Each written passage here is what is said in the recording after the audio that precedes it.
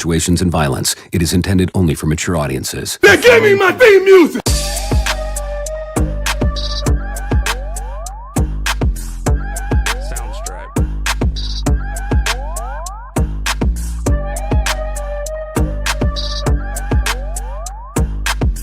This is a Planet Fanatics production.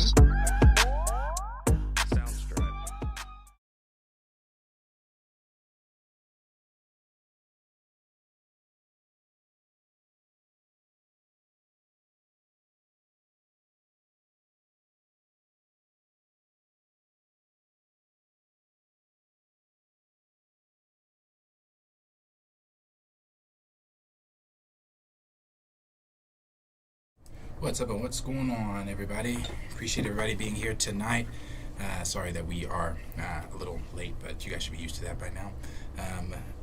We are just going to jump right into it tonight since we are so behind. We're going to jump right into everything tonight because there is a shit ton of things that we have to discuss going on with Marvel Studios, going on within these spaces that we like to talk about. So we're going to go through all of these and then we will get... We'll get with you guys and get you guys' opinions on everything. Bear with me 1 second, everyone.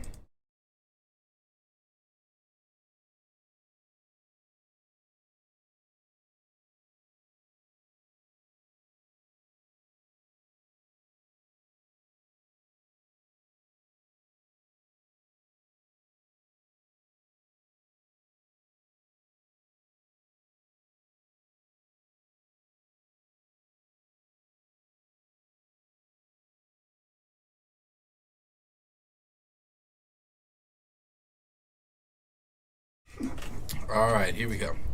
All right, so we'll jump into everything that we're going to talk about tonight. The first thing we're going to jump into is it's just going to be a quick off the top here, and that's going to be we've talked about this before, and the last time we talked about this, I want to say it was sometime around last summer, maybe last fallish, maybe. It was Kingdom of the Planet of the Apes, and it coming out. The last movie we saw, we talked about all three of them. We talked about Rise of the Planet of the Apes. We talked about what's the second one? It's Rise of the Planet of the Apes. It's I know the last one is The Rise. What's the last one? Was like Caesar's. I hate the last Dawn. one. Dawn is the second one then, I think. Dawn, Is and it then Rise, wasn't there like Dawn, and Revenge of Fall? Caesar? Or am I thinking of a different movie? Is it Rise, Dawn, and Fall? I don't know. Something like that. I know that it's Rise and Dawn. Yeah, I know the Rise and Dawn. I The really last one the fucking sucks. last one sucks. I really did not. War for the Planet of the Apes. That's what it Yeah, was, and it's the war was absent. That's why I hated it, because there was no war. So we've seen those three, and this now is going to be taking us into a different direction with everything. It's going to be following Cornelius. I believe Cornelius is one of Caesar's kids, and this is what CBR had to say about what is going to be going on in that film. And this is what CBR had to say here. CBR came out and said, a new teaser has been released for Kingdom of the Planet of the Apes. Set to hit theaters in May, Kingdom of the Planet of the Apes has revealed a new look with a newly released teaser. Though brief, the teaser reveals a peek at the return of Cornelius, the son of Caesar, as he's joined by a flying companion. Also announced by the teaser is that the first full trailer will be released on Thursday, November 2nd. The new teaser can be viewed in the YouTube video below. And if you haven't seen the teaser, this is it. It's very short. Very, very short. Shows nothing. Oh, okay. Shows you nothing. That is a very brief teaser. So you get to see the actual trailer tomorrow. And it goes on to say Wes Ball is the director in the director's chair for Kingdom of the Planet of the Apes, which was written by Josh Friedman, Rick Jaffa, Amanda Silver, and Patrick Iacin. Owen Teague, the Sand, leads the cast by playing Cornelius with other stars of the film, including Freya Allen, The Witcher, Peter McCann, The Orville, and Eka Darville. These names: Jessica Jones, Kevin Durand, X-Men Origins Wolverine, Sarah Wiseman, Mercy Peak, and William H. Macy, Shameless. And then it just goes on to talk about when the film is coming and things like that. We know the film's coming in May. So we'll get a full trailer for Kingdom of the Planet Apes tomorrow. Like I said, we've talked about this before. We haven't talked about it in a while. Nothing new until this teaser has come out about it. So tomorrow we'll get the full trailer. Just wanted to show that off the top there because we haven't talked about it in a while. No. That'll be interesting though, just from that little snippet. If he's able to have relationships with other animals and Yeah, shit, that is cool. that'd definitely be something interesting. For sure, that is cool. Like I said, I'm a fan of the first two. I think the second one is my favorite. The third one sucks ass. So I am looking forward to seeing what West Ball and again, I love the Maze Runner. West Ball did the Maze Runner. Caesar So. yelled no with that dude. Yeah, tough. Very, very, very cool. So let us know down below if you guys are excited for Kingdom of the Planet of the Apes. Were you a fan of the rebooted 3? Are you going to be a fan of the or you think you're going to be a fan of the reboot for this one here? Do you love the originals? Do you like the one with Mark Wahlberg? I think we've talked about that one before as well. Let us know all your thoughts, concerns, and everything down below in the comments. The next thing we'll move into here is going to be some Deadpool 3 news. So we talk about Deadpool 3, I feel like, quite a bit every stream, if it's not a topic or it's not mentioned every stream, and that's just because we know from Kevin Feige and Marvel Studios it is something that they are anticipating and looking forward to, and they're putting all of their eggs in the basket for this film, Captain America 4 and Secret Wars. And probably some others after what came out from Variety, but we'll get to that. So with Deadpool 3, My Time to Shine Hello came out and said, and this is the tweet that she or he or they put out, and said the TVA is going to be recruiting multiversal heroes. Now, we've talked about this before. My Time to Shine Hello came out and said it. This was put on the Marvel Studios subreddit when we talked about some of the things that are going to be going on in Deadpool. I think I actually mentioned it last week, too, when we were talking. I said that they're going to be taking key X-Men or key heroes to form that multiversal Avengers team, but that's not the first time we've talked about the multiversal Avengers team. We talked about that before the Quantumania post-credit scene. We were talking about all the Kangs and the different Avengers teams that would be fighting them, and the multiversal Avengers was one of them. So My Time to Shine Hello said that the TVA is going to be recruiting multiversal heroes. The film is going to be about the TVA picking up prime versions of each hero to create a multiversal army to fight the Kangs in Avengers Secret Wars. Hugh Jackman's Wolverine was recruited but is not fully on board. That is what the film is about. That's My Time to Shine Hello tweeted out. And again, this tracks with things that we've talked about in the past with Deadpool 3 and some of the news coming out there with Deadpool 3. We know that it's going to feature several different heroes. We know that we are going to see the events of Deadpool 3 bleeding into everything going on with Secret Wars and etc. But the direct also put out, because with everything going on with the actor strike, the writer strike has ended, but the actor strike is still going on, hopefully ending very soon. But everything going on with the actor strike, a lot of the actors are still none of the actors are able to do any promotion or anything for any of their films, and a lot of the films are getting pushed back. They're not able to do anything at all. So everything's getting pushed back. So Deadpool now may have a new release date, and when they will start filming again. This is coming from the direct. This is what they had to say. New report revealed when Deadpool 3 could start filming, possibly indicating when the MCU threequel will finally be released. Ryan Reynolds' upcoming first foray into the Marvel Studios canon has hit a bit of a speed bump on the way to its release. After the start of the actors' strike early this year, filming the super-powered epic came to an abrupt halt. As job action has continued, Deadpool 3's May 3rd release date has come into question, with Deadline's Antonio, God, these names, D'Alessandro reporting the film will have to move despite what Disney has to say. Deadpool 3 getting film update. Deadpool 3 could restart filming in the next couple of months. If the ongoing Hollywood actors strike is resolved. Per Deadline, Disney is hoping to get production on the MCU blockbuster back up and running in January of 2024. However, with each passing day the actors strike continues, this becomes less likely. Deadpool 3 director Sean Levy previously told Deadline they were halfway through filming before being shut down because of job action. Seeing as it took the Deadpool team 2 months to finish filming half of the movie, one can assume it would take another 2 to finish it. That means if the film were to get back in front of cameras in January, the movie would likely wrap sometime in March of 2024. Then when will Deadpool 3 be released. Given the push from the film's May 3rd release date feels like inevitability at this point. A January restart could indicate where Disney and Marvel Studios see Ryan Reynolds and Hugh Jackman lead sequel landing in their 2024 release calendar. If the movie were to wrap by the end of March next year, there's no way it would hit its currently slated release date, given the amount of post-production work that needs to be done. Some have hoped the film, if it were to get delayed, would slot into Captain America's Brave New World July 26th release date, but even that might be wishful thinking on such a tight time frame. There's a long shot Captain America 4 could potentially move up into Deadpool 3's May release, but Deadpool hitting summer 2024 feels unlikely. If the movie were to start filming again in January 2024, fans should expect it to come out sometime in November 2024 or December 2024, giving it enough time for post-production work to happen. As it stands, Marvel Studios still has Thunderbolts dated for December 20th, 2024, which could be the perfect spot to move Deadpool 3. This would bump Thunderbolts further down the calendar into 2025. Deadpool 3 is currently slated to release on May 3rd, 2024. So with it coming out that later, again, I'm fine with.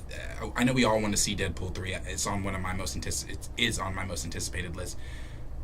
But I'm okay with it getting that pushed back to November 24th, and November 2024. And the reason I'm okay with that is because, like Kevin Feige said, Captain America 4, Deadpool 3, and Secret Wars are something that they are trying to put their all into. Right. They are putting a lot of effort and a lot of time and a lot of love and care into those 3 projects. And not just those 3 projects. Again, after what was released today by Variety, it may be more than just those 3 projects. It may be the MCU as a whole. But those 3 projects specifically are the ones that Kevin Feige mentioned. So if he's wanting to, if they're wanting to push that back, I'm okay with that because I want this and need this film to be perfect. So, or as perfect can get for a film. So I'm okay with the pushback on the release date. They also said, before we get into that, what do you guys, any thoughts on the I mean, I think if it means, like you said, if the pushback means like that we get proper work done, then I have no problems with it, because at the end of the day, it is a pivotal movie to get us where we need to go and introducing us to new and old characters. So I think it just needs to be right. For sure. No, I completely agree with everything y'all said about the pushbacks, which is, I don't know, I kind of want to talk about the leak a little more, which it's honestly on the side of, you know, we're going to watch that movie a year from now and be in the chair saying we talked about this a year ago in our video, because it's what the TVA is going to do. Because if you look, it's just the way Loki's going as well. Exactly. With the TVA.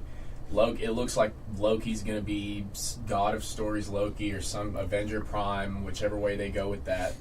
And it's just what he does in the comics. And we know that, I don't know, it's just, I think we think a lot of the times that Kevin Feige just has control over the movies, but he has control over everything in Marvel. Like, he's the chief officer over there. Like, he's an exec. Right.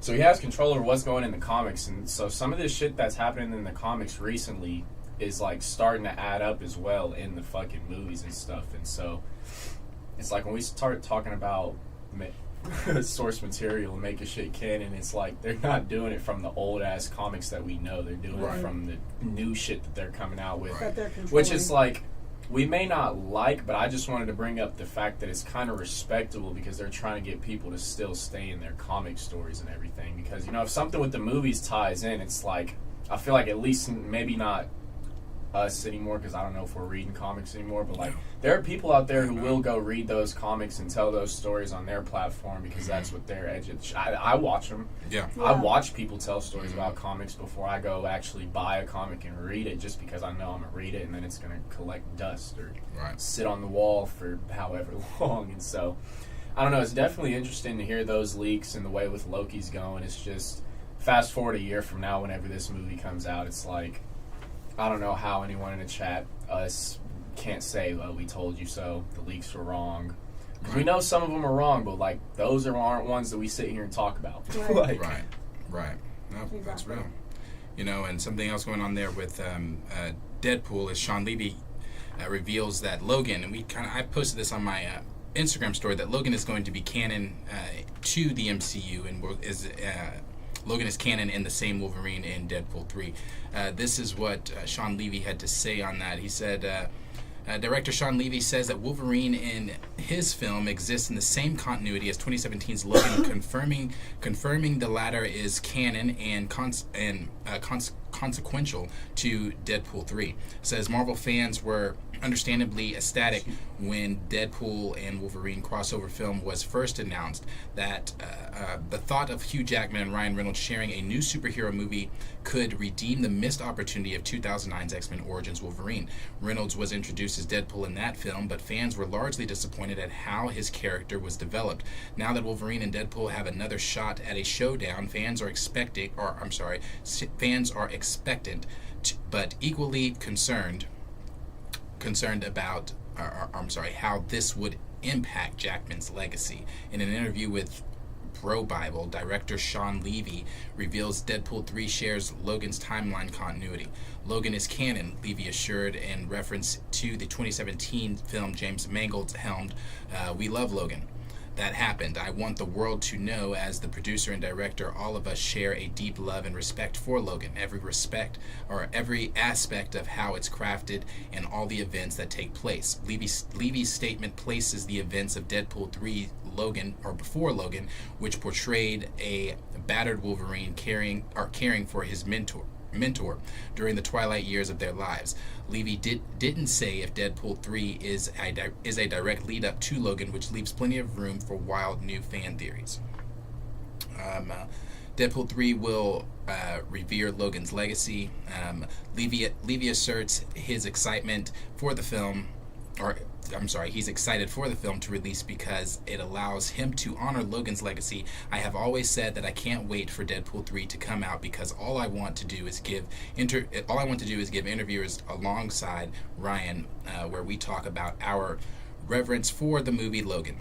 He expressed Reynolds shared Levy's sentiment, even saying he wants his Deadpool to lose a face-off with Hugh Jackman's Wolverine. A sneak peek of this battle was already teased through leaked footage of the on-location filming, which sparked hype in anticipation for the movie.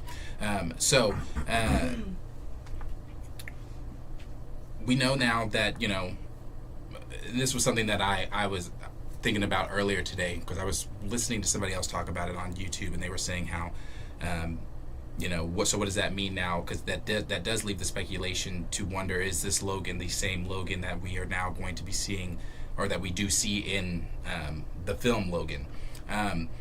I liked it when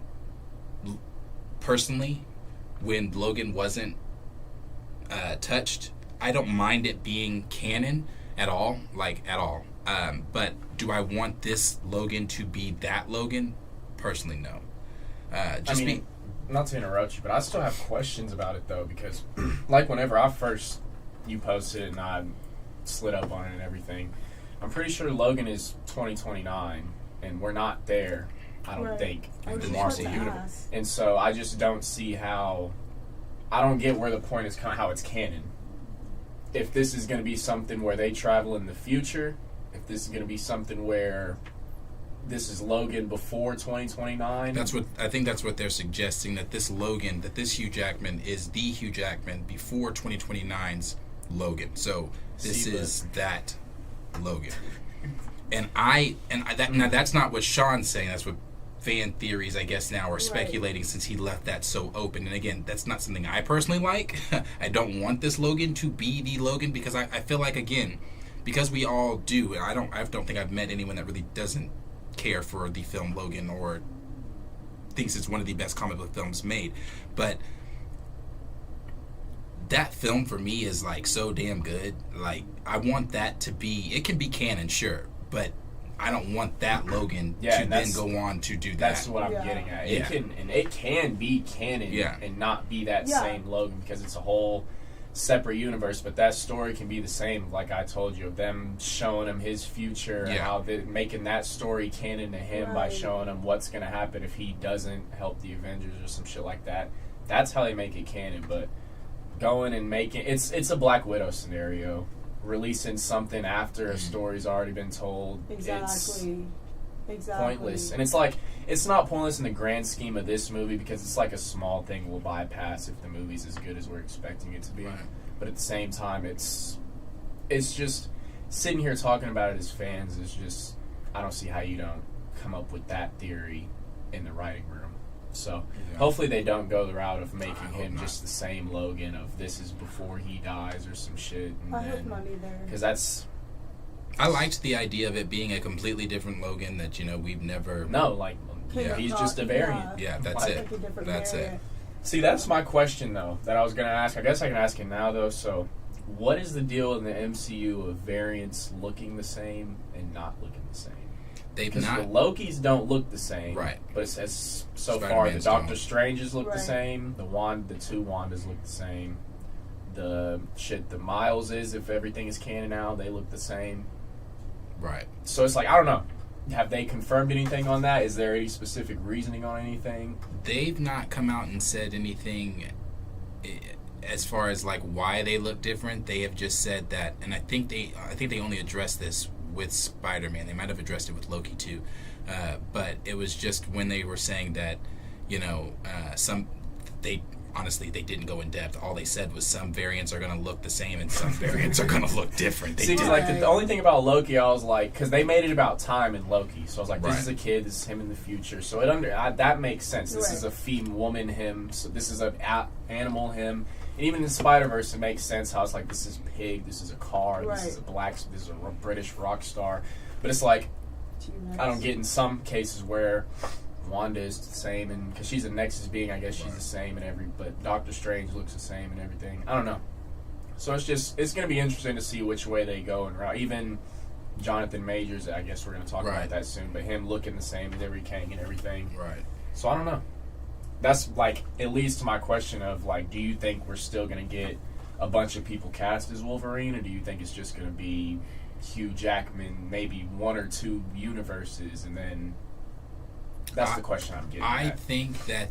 I still think we are going to get multiple different people as Wolverine. I think we might see Wolverine or Hugh Jackman himself playing, like you said, the one or two different ones outside of the main one he's playing in the film. But I think we are going to get different people playing Wolverine. And the reason I think that is for the same reason I think we're getting Taylor Swift as Dazzler is because they want this film to be huge. They wanted to make $1 billion. Yeah. They haven't made $1 billion in And a cool little How minute long? since It's been a minute. Endgame. No Way Home. No No Way Home, yeah. And Multiverse of Madness was close. It was like slightly under, right? It wasn't. It did great. It did well. Multiverse of Madness was the only other film outside of Guardians and those that did really well. But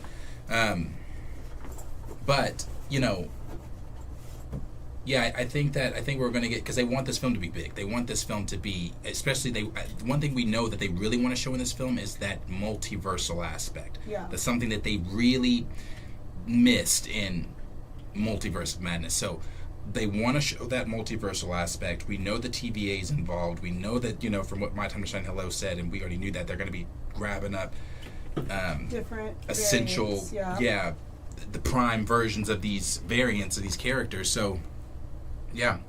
And I think, Tobey Maguire and Andrew Garfield being prime versions of Spider-Man, we know that Tobey Maguire is going to be a lead in Secret Wars and things too. So yeah, I think they want this film to be big. But also, another thing Sean Levy said while speaking with Wire, Deadpool 3 director Sean Levy confirmed that the movie's title still has yet to be finalized. According to Levy, some names have been thrown around for the upcoming Marvel movie, which includes Deadpool versus Wolverine, Deadpool and Wolverine, and Deadpool 3 with Wolvie. And I hope that ain't it. But nothing has been confirmed yet. This is what Levy had to say. He said, "No, there's no title. I sometimes refer to it as Deadpool versus Wolverine, or Deadpool and Wolverine, or Deadpool 3 with Wolvie. We've got a few titles we've been banding about, but boy, it's a tough one." So the film still doesn't have a title. Deadpool 3 is not going to be the title of the film, but we will see whenever it comes out in 2024. So,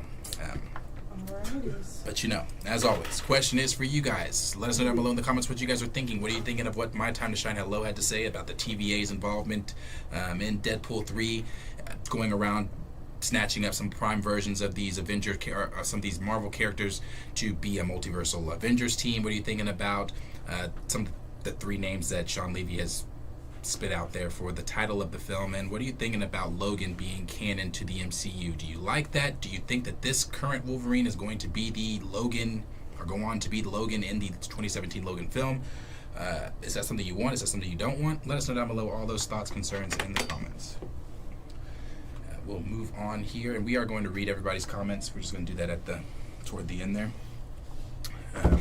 We're going to read certain comments there. If there's something you want to see, send that in.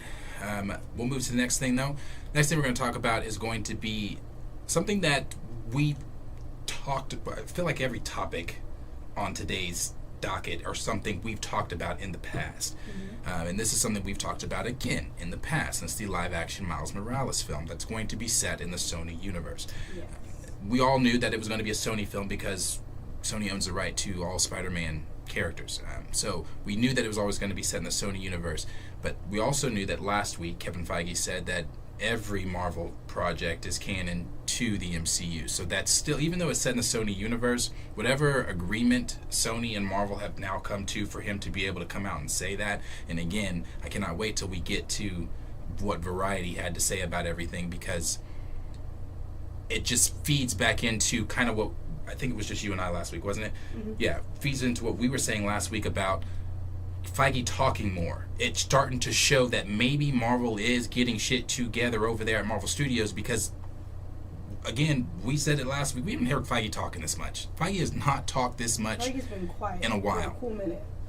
So, him saying what he said about every Marvel project being canon to the MCU, that still does put Miles Morales, Sony's Miles Morales, in the MCU and canon to the MCU. And we still know that, the directors over at for Across the Spider-Verse said that the Uncle Aaron in Across the Spider-Verse is the Uncle Aaron from the MCU. Yeah. They even showed, they said they were going to show a scene, Tom Holland scene in the MCU, but they didn't. They took that out. But we also know they mentioned Doctor Strange and the Kid, and Q pointed out last week, is something I never even thought about. Did Doctor Strange's spell affect everyone, or did it just affect the people of Earth 616? Isn't that what you were saying? Yeah. People of Earth 616, because how the hell did Miguel O'Hara know who he is and things like that?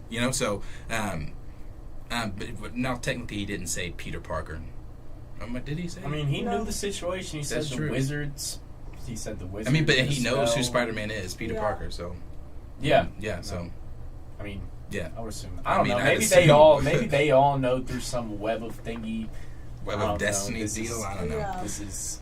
It is. They got some explaining to do, but maybe they got some. I don't know. But yeah, it's definitely. Hold on, my fault. I'll get back because I forgot what I was going to say, but I know I have to say it. So let me get back to that in a second. Well, so with Miles Morales having that live-action film coming earlier this year, Amy Pascal, producer Amy Pascal, over at Sony, confirmed the live-action Miles Morales film and the animated Spider-Gwen project that were in development. Side note here, they wanted, which we kind of knew this. We knew this. I think we kind of even talked about this. They want Emma Stone to come back as Gwen for a future Spider-Man project, and I think they even wanted her in No Way Home. Mm-hmm. They did want her in No Way Home, is what that said. So we know that some type of Spider-Gwen project is coming over at Sony. And then in May, for the Across the Spider-Verse premiere, Amy Pascal talked about the live-action. This was back in May of this year. She talked about the live-action Miles Morales film, and this is what she had to say. Then it said, I'm sorry, let me find exactly where that started. It said at the film's premiere in Los Angeles, Pascal was asked if live action movies are in the works for Miles Morales and Spider-Woman. She said, "You'll see all of it." Pascal told Variety, "It's all happening."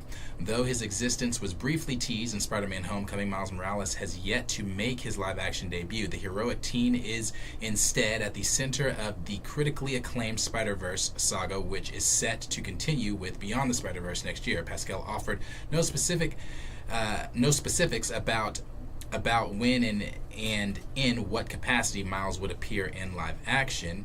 Pascal also commented on the future of the Tom Holland and Zendaya lead Spider-Man movies, confirming that the fourth entry is still in development. And we know that from recent reports here that Spider-Man 4, whatever it's going to be called, is going to start filming, or go into production rather, or I forget exactly what, in 2024. So they're trying to get that out before King Dynasty. We know that because Spider-Man, as we know, Tom Holland's Spider-Man is going to play an integral role moving forward in King Dynasty. We know that he's going to be one of the I know a lot of people were up in arms about it, the way the leak put it, but he is going to be one of the main characters of Secret Wars, one of the main characters of King's Dynasty, and actually a lot of everything that's going to be going on is going to revolve around Tom Holland's Spider-Man. So it's going to be pretty interesting. You can go read that leak for yourself. It's on the Marvel Studios subreddit. But if you're interested in that. But that's so we know that Tom's Spider-Man is going to have a lot of involvement moving forward. For the fourth entry. And it said, ahead of the writer's strike in February, Marvel President Kevin Feige confirmed to Entertainment Weekly that the script for another movie was being written. All I will say is that we have a story, and we've talked about this when he said this. Feige said that at the time, we have big ideas for that, and our writers are just putting pen to paper now. Pascal now says that work on the movie is paused for the duration of the writer's strike. Are we going to make another movie? Of course we are. Pascal said, we're in the process, but the writer's strike, because of the writer's strike, nobody is working during the strike. We're all being supporters, and whenever they get themselves together, we'll get started. Meanwhile, producer Avi Arad teased moviegoers will see a Spider-Woman movie sooner than you expect. I cannot tell you yet, but it's coming, Arad added. A Spider-Woman film has been a long time coming. Sony has been looking to get a female-centric Spider movie off the ground since 2014, as the original Spider-Woman, Jessica Drew, has always been a likely candidate, but Madam Web is expected to beat her to the punch. The film, starring Dakota Johnson and Sydney Sweeney, is slated for release in February of next year. Let's see this last part here. It says Sony's quest to build a cinematic universe based entirely around Spider-Man characters has gained traction in the past few years, hasn't? Along with the profitable Venom films and significantly less successful Morbius one-off. The studio has enjoyed record-shattering success via its partner with the MCU to produce Tom Holland's Spider-Man trilogy. Plans have since been made to continue the universe with new movies including Madam Web, Aaron Taylor Johnson's Kraven the Hunter, and the still untitled Olivia Wilde project. So we know, again, these are all projects we've known Marvel and Sony are working on together. Exactly what Madam Web is, from the last time we talked about Madam Web, it's going to be some type of time travel-y weird shit going on where they're trying to murder a young Peter Parker. This is in Madam Web? Yes. And this is the old, now I think these are some of the things. Yeah, they're doing the Don Cheadle, Thanos. Yeah, that thing. So I think that's still what is going on within that film. But we haven't heard too much about Madam Web since then. But we know that, again, Madam Web is coming. We know that Aaron Taylor Johnson's Kraven the Hunter film has been pushed back, I think, until next summer. They're going to be doing some extensive reshoots on that, and those extensive reshoots were announced after Kevin Feige announced that everything is going to be canon. Every Marvel project is canon to the MCU. So maybe Sony's reworking some things over there to make it fit into whatever they're doing with these villain-centric movies. Maybe finally we're going to add Spider-Man, because that shit still doesn't make sense to me what the fuck they're doing. So interested in that, but the main part of this is obviously the Miles Morales live-action film. It always comes back to who's going to play Miles. It always comes back to what exactly, is this Miles Morales live-action film going to be separate from the Miles Morales Across the Spider-Verse films that we're getting, or is this just going to be a continuation but in live action? And to me, I feel if the theory that I've had since whenever is still correct, I feel like that's what you do, though. You do not retell Miles'. To me, that's redundant. If you retell his story, that's a waste of money. That's you already brilliantly told his story with Into the Spider-Verse. That's beloved by many people and by a lot of people considered one of the best Spider-Man films, if not the best. Still not better than Spider-Man 2 in my opinion, but a lot of people think it's, it's up there. So why retell that story in live action? You already have him. Just translate that over to whoever you're going to have playing. I think it would be playing. smarter for them to just do a continuation, especially so. Because with everything that's been going on and with this last movie, we've already kind of had animation mixed in with live action. Like, it wouldn't make sense to just start all over. It would just make sense for it to just continue on. There's no reason to retell it. Niggas play the game. They know who Miles is. Right. They watch the billion-dollar movies. They've watched the Spider-Man, and everyone knows that was his uncle mentioning him in the post-credit scene. The story's already been told. Everyone knows who he is. The right way to, like we've said, just continue it. At the end of this last movie, he needs to jump into live action or in some post-credit scene. That's what he's about to do or something. But I just don't see why they would even think about telling the story again, because not even in the waste of money aspect, but their Spider-Man movies do good, but like Sony knows that not all their movies are good. Right. It's like, yeah, sure, it's Spider-Man, niggas are gonna go see it, but does that mean it's gonna be good if it's just them doing it without Marvel and everything, like the MCU and everything? Right. So I don't know. I think everything Kevin Feige's been coming out and saying, like you said, that their agreements and their partnerships have definitely got better, because no reason. I mean, there's some things that have been pushed back, and then some things that have been said that just wouldn't have been said 2-3 years ago, or even during COVID when this relationship wasn't like that. But so does Sony have, like, they have all of Spider-Man's stories, right? Like, they own rights to all of his stories. Yeah, they own his catalog. So like all his villains, everything. Okay, that's what they own everything. So and that, which leads to the question of a Miles Morales live action film. Who's the villain? What's going to be taking place? Is it going to be tied into the MCU? And are we seeing that?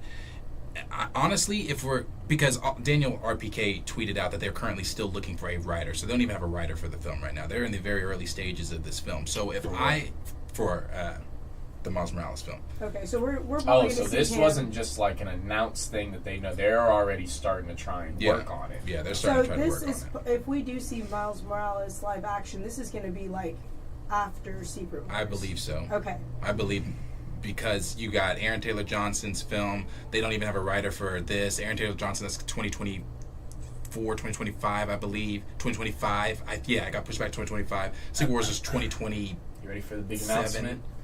Q thinks, like we all thought when the whole slate was announced, we should push Secret Wars back. Yeah. Because Infinity War and Endgame, you know how many movies were told before we got to that big story, that big end game feeling and stuff. And it's not like, I'm not sitting here talking about I want to prolong this phase and feeling that we've been in and everything like that, but if everything is true and they're focusing on these 3 movies of Deadpool, Cap, and Loki's not a movie, but Deadpool, Cap, and Loki, it's like, I don't know, I'm not going into the Marvels next week expecting the worst movie that Marvel's put out, if I'm being honest. I've watched Love and Thunder, and so I just know it's not going to make the most money in the box office. And so I don't think what they've been putting out recently is bad, and all the pushbacks and with everything coming up. And so I just think that if we get some more stories told, some more well-put stories and well-plotted stories, that and just some more time as well to let some of these things develop. Like, we have to let the events of Deadpool develop. We have to let the events of Loki develop. We can't just go, okay, 6 months, we're here. We're Loki, TVA is doing this, the TVA does this, and then they go to Deadpool, then they recruit everyone. Right. Then they're already talking about who they want to fight. Like, I just don't think that's the best option. We're 2 months away from 2024. So that's 3 years away. And it's like, they could get it done, but it's like they'd have to be releasing 4 or 5 good movies a year, which we know they're not going to be doing. Exactly. Right. They're going to be more at 3 movies, 3 TV shows if they stay on this, which it sounds like they want to stay on the path because they're talking about extending TV shows to seasons and stuff. Right. And so, I don't know. I just think that overall it would, I guess it'd be a 50-50 split in fandom, in my opinion, of Secret Wars getting pushed back. But even with some of the stuff that came out today of them wanting to pivot to a new villain, I don't know if we're going to talk about that and everything. And then I just think that we need a little bit more time to tell the stories that we're currently in, because this, like I've stood by the fact that I don't think the stories that they've put on the table are bad. I just think that they've been cooked bad. Like they're putting good food that's been cooked by a bad chef on the table. Exactly. Like that's really all it is, because the stories are able to work.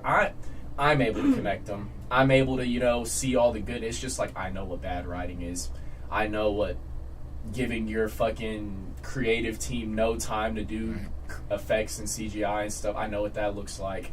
And I just know what you not wanting to do, like hiring the wrong people, all the Rick and Morty stuff. Feige ultimately regrets that, But if he could come out and say, oh, do you have any regrets? Yeah, I bet you that would be the nigga's answer. Yeah. And so, I don't know how everyone would feel about that. I don't know how y'all feel about it, but that's just my opinion. I don't think we even need a Kang's Dynasty. I think we still need the Secret Wars Part 1 and 2. I think it just needs to be pushed back a little. No, I definitely agree with what you're saying, because we had, 10 years of movies building up to this one big event. You know what I mean? And I'm not saying we need to take another 10 years to get up to this big event, but all the stories that have been put out, like you said, like, they're not bad. They're not getting us to where they need us to be, and they're not portraying anything to get us excited for Secret Wars. Like, I'm pretty sure after we get these last few episodes of Loki, and once we get Deadpool, like, that might change, but those shouldn't be the only stories in a 3-year time span. Yeah, keep going. I'm sorry, keep No, going. but those shouldn't be the only stories in a 3-year time span that leads us up to this moment. Right, no, I agree. I said, and we're going to get to that. That's why I said I can't wait till we get to that shit. The shit I've heard about Loki Season 2, bro. It's not what I've heard. It's numbers. I don't want to say that because, people will be like, well, no. We're not about to argue about numbers. Numbers don't lie. It's numbers. So check your feelings now. I'm telling you, before we get to the Variety article, if you are in here and you are one of those, like, anytime somebody says something bad about the MCU, you get in your feelings, or something bad about one of your favorite check that shit. Because that Variety article spilled a lot. Spilled a lot. And I'm telling you, so we're going to get into it. But to go back to the Miles thing really quick here about, do I think that we're going to get the Miles film after Secret Wars? Yes, but does that mean that Miles that we get in that film did not participate in the events of Secret Wars? No. Okay.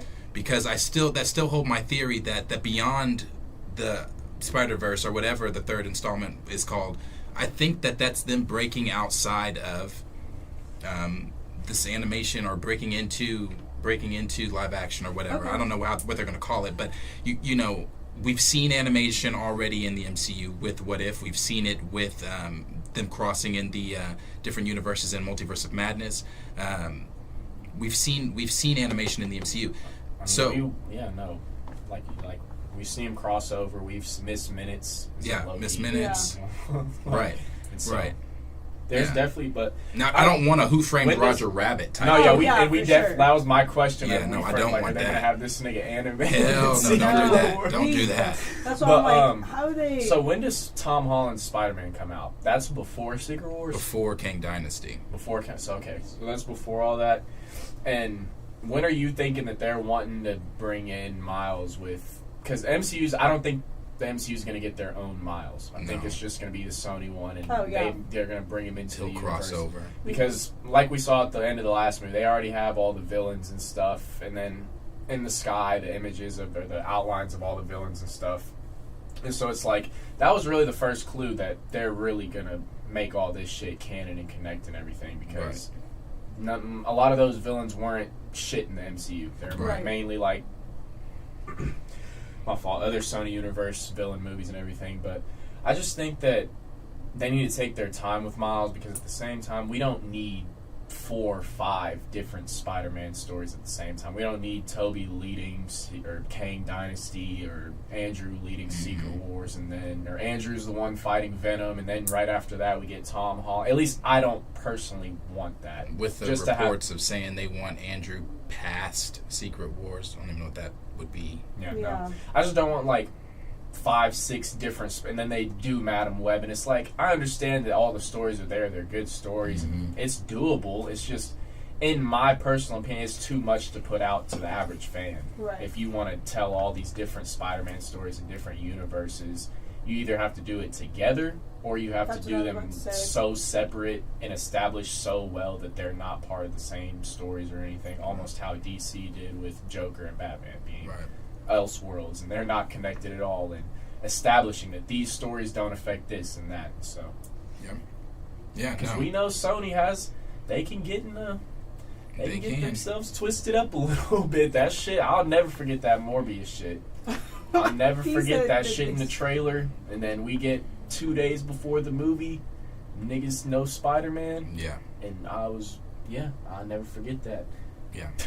My boy was beside himself when it came to Morbius. They've got to, whatever it is that they're doing now. Again, I think, I do personally think that Feige not just Feige, the MCU, Marvel is involved a lot more with whatever stories they're trying to tell with Spider-Man. They're trying to correct whatever stories that Sony's trying to tell, and I think that all of that, like Kevin Feige says, is going to be canon to events in the MCU and whatnot. But, as always, question is for you guys. Let us know down below in the comments what you guys are thinking of the live-action Miles Morales film, what Daniel RPK came out and said. I mean, they're still looking for a writer, so it's not like it is happening at this moment, but it is on the table. It is on top of their priorities right now. There's something they're trying to get done. So let us know down below in the comments what you guys think. Who do you think could be the villain? Who do you think could play Miles? And do you think that this Miles is going to be the same Miles from the animated Across the Spider-Verse saga? Let us know down below all your questions and concerns. We'll move here to the next topic. And the next topic that we're going to move to here is going to be something that is also... So these next few topics... Each one of these topics is going to have a piece from the article, the Variety article, but we are still going to dive into the Variety article itself. But these topics are within some of the things Variety was talking about. And some of the things Variety was talking about was the Marvels. And it seems like, well, it doesn't seem like it is every time the Marvels is talked about, unless somebody throws in some type of good something like you did last time. You just talked about the Marvels a few minutes ago when he said, not expecting the film to be bad. I'm not expecting the film to be bad either. Nobody hates Brie Larson over here, or the worst, the worst, or anything like that.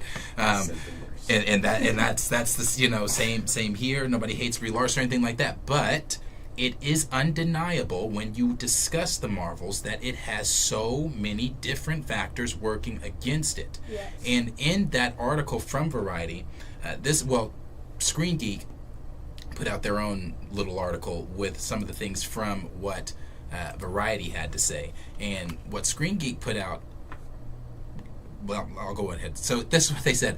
Marvel's called desperate over the Marvel's marketing. And this is not just you can't, and before we get into this, because I can already hear it, I can already see it. This is an incel of people. This is a certain group that's this, or a certain group that's that. No. I'm even seeing it on Instagram post about these articles, about this exact topic from other, like from the MCU Direct, from Comic Cave, Geekster, all those other Instagram people that put out this shit. People, like regular fans, were just commenting under this shit, talking about some damn stop reaching. The movie looks bad. Stop doing this. The movie's this. These aren't, and again, these aren't people like just saying like, let me put it this way also. It's kind of like if you wake up in the morning and your morning starts off shitty as fuck. You wake up, the first thing you do is stub your toe on the bed. God damn, you just woke up. And let's say you got to be at work at, like, you work a 9 to 5. So you're up at 6, 7. Stub your toe. Everything goes wrong that morning. You spill your coffee. You're late to work. You're in traffic. All those little things. And then you get to work, and then the coworker that you've been wanting to cuss out since day one tries you on the right motherfucking day, and you blow up. You wouldn't have normally blown up if all those little things prior to your coworker getting on your nerves, trying you, would not have made you blown up. But because all those little things happened prior to that, you blew up. So it's kind of the same thing with the MCU. We as fans have been fed little shit that's been pissing us off bit by bit by bit by bit by bit to where we've gotten to the point of Secret Invasion type shit. Because I personally don't believe, I think Secret Invasion was shit, don't get me wrong. But do I think that it deserves to be in the top, top 6 worst Marvel projects? No, there are worst. I don't believe that it deserves to be in the top. But that's what you get when you get people that are fed up. People are fed up, bro. People are sick of watching or digesting bullshit, and you trying to call it entertainment. That's where Martin Scorsese's comments come into play. If you want to put his comments to pen to paper, it's Phase 4. Sure, his comments hold weight with Phase 4, but people are fed up with this shit. People are fed up with watching bullshit. So yeah, now do I think they're being desperate with the marketing? I think there are some people that are making some reaches. I do think there are some people that are making some reaches, and I do think that with some of these marketing, like just to break it down, one of the newer ones was some unheard dialogue by Thanos. Another one was the Valkyrie thing. Another one was people are now saying binary is going to show up from the X-Men, and that the X that Marvel strategically, like an end credit scene getting leaked. Yeah, the end credit scenes and things like that. So is it desperate? I don't know. It's marketing, I guess. It's marketing, but you know, hey, like I said, we'll see next week for sure. But this is what Screen Geek had to say. They said the upcoming MCU movie, The Marvels, will tie together a variety of Marvel Cinematic Universe projects, namely Captain Marvel and Ms. Marvel. Now, Marvel Studios has gone a step further with the film's marketing, which has some fans calling the studio desperate to hype up the Marvels. Some of the complaints point out the newly released trailer from the film uses footage from Avengers Endgame, the use of footage from the incredibly successful blockbuster, including the character Thanos, has fans feel as though Marvel Studios is being misleading with their marketing for the Marvels. Other users have pointed out that the new poster for the film, featuring a number of different characters, has become another example of Marvel being desperate. Most people do seem to love a number of different cats. Most people do seem to love cats. After all, there are so many included on this poster that it doesn't have the tendency to look like a meme. Perhaps that was the point, given that the film's main cat, Goose, is often used as a comedic effect, but some users feel that the use of the cat is a little too strong. I don't read it. That was a major reach. And I was like, this is too much. Like nigga, the corny ass Miss Minutes posters I've fucking seen and shit. And then the serious ass one, reach. Like, they just make we're in the day of social media, we're gonna get stupid ass shit like that. Like, yeah. Like, what niggas looking at that like, oh my god, let me go watch the What 70-year-old lady is sitting at home with her cats like, oh my god, we're gonna go see that? It's like, no, nobody's looking at that shit like Puss in Boots. Like, no one is doing that. Yeah, they put out a few different things that they had to say, and these are just comments from different. And I'm not gonna read through those. Those are just comments from different people. Saying their thoughts on Marvel being desperate with their marketing. But then it said a few financial predictions regarding the Marvels has been less than kind for the film, so it's possible that Marvel Studios really is desperate. After all, the studio needs as many wins as they can get. The Marvels flopping at the box office could be detrimental for their plans. The Marvels was directed by Candyman director Nia DaCosta for a script written by Megan McDonnell. The cast for Marvel's movie includes Brie Larson as Carol Danvers, a.k.a. Captain Marvel, Aman Vellani as Kamala Khan, a.k.a. Ms. Marvel, Tiana Paris as Monica Rambeau. Samuel Jackson also reprises his role as Nick Fury for the movie The Marvels is set to hit theaters everywhere November 10th, 2023. Okay, Stay tuned. quick question. I don't know if we ever established this. Is this Nick Fury before Secret Invasions or after Secret Invasion? I believe after. Yeah. Really? I believe this is him after Secret Invasion. So after tonguing down the scroll. All right, that's what That's I'm going that with. That's that Nick. I just don't. No, go ahead. I don't. What the fuck is that nigga gonna be doing, bro? Like, if they write this nigga to be some super athletic ass, I don't know. some shit he wasn't in fucking Secret Invasion, I'm gonna watch that shit like this, bro. I'm not gonna lie. You could probably look at my face in that movie, and I'm not gonna be smiling much. Like, I'm probably gonna be in that bitch like this till the incursion.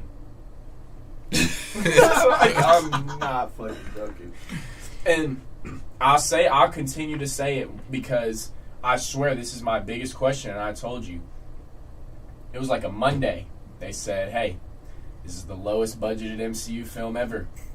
Wednesday, we walked in this bitch to stream. I seen this is one of the highest budgeted MCU film, and I was like, Yeah. Pick one. where the fuck did all that money just come from, and where is it going? And I know a lot of it's going to be on-screen incursion. I'm hoping, because that's really the only good thing about it, unless they just paid hella. It's going to be these post-credit scenes. I was about to say, unless they just paid hella for this post-credit scene. And again, that's for before we start getting. I don't really give a fuck if you do get your feathers ruffled up or whatever. But before you come in here with the heat, I still want to see the movie next week. I do. I still want to see the movie next week. I want to see the movie. Some of the visuals and things don't look bad. And if that lets y'all know, I didn't want to go see The Flash. I didn't go see some other movies that have came out, but I'm definitely I curious. want to go see it. It's when we discuss it in a negative way, as I always say, not that I feel like I don't have to say this. I'm just saying this. When we discuss it in a negative way, it is purely based off of articles and facts and numbers that are coming out. These are things projected right now. Again, we're going to get to it with the variety thing, but this next part of the same topic, we're still on the same topic with the Marvels. This next part of that is from it's a part of this is from the Variety article, and it's the Marvels getting middling reviews from the public test screening, and that's basically Variety being nice and saying mid.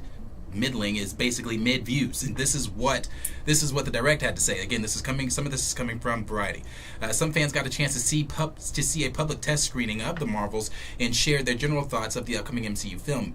Even though season 2 of Loki is currently ruling Disney Plus, Marvel Studios will be instantly transitioning over to its record-breaking next installment, The Marvels, on Friday, November 10th, when it officially hits theaters. Many fans are already wondering how the film will perform at the domestic and worldwide box office, especially seeing as how it suffered the worst ticket pre-sales of any MCU entry post COVID-19. And just to put this out there, until I saw, because I haven't watched, and this is not like purposeful. I don't skip them or anything like that. I just haven't seen them.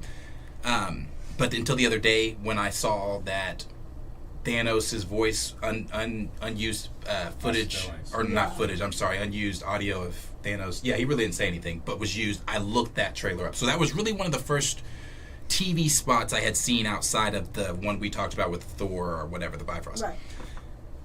So until I saw that, I didn't know tickets were on sale. I didn't. Because typically, when tickets go on sale, we're discussing it. Hey, send me your money. Give me... Yeah. We'll at least talk to each other and say we don't have to buy them. Yeah, we haven't even done that. Right. We're just literally Eternals and Black Adam. We at least talked about, hey, we're just gonna meet there and then buy them. This. We just know it's next year. I know. Might even forget, but I'm sure next week. Was supposed to originally come out like on the 18th or something? Did it get pushed up? I thought it was. I don't remember. I'm gonna be honest with you. A little bit later. I didn't even know it was coming out next week. Release date. I did not realize that until this very conversation. So I don't know. I don't know. But the direct goes on to say In a recent report from Variety, it was revealed that public audiences in Texas were given an opportunity to watch a test screening of The Marvels in June. The report detailed that the viewers gave the film middling reviews after the screening was over, meaning that they generally didn't think that it was necessarily great or poor, just somewhat average.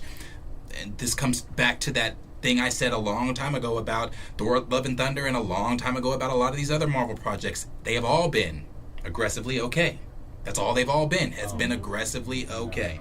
Thor: Love and Thunder. No, it really is bad. It really is bad. Was, I don't know. No, Quantumania, I rewatched it today. I rewatched it the other night. I rewatched it today. It's okay.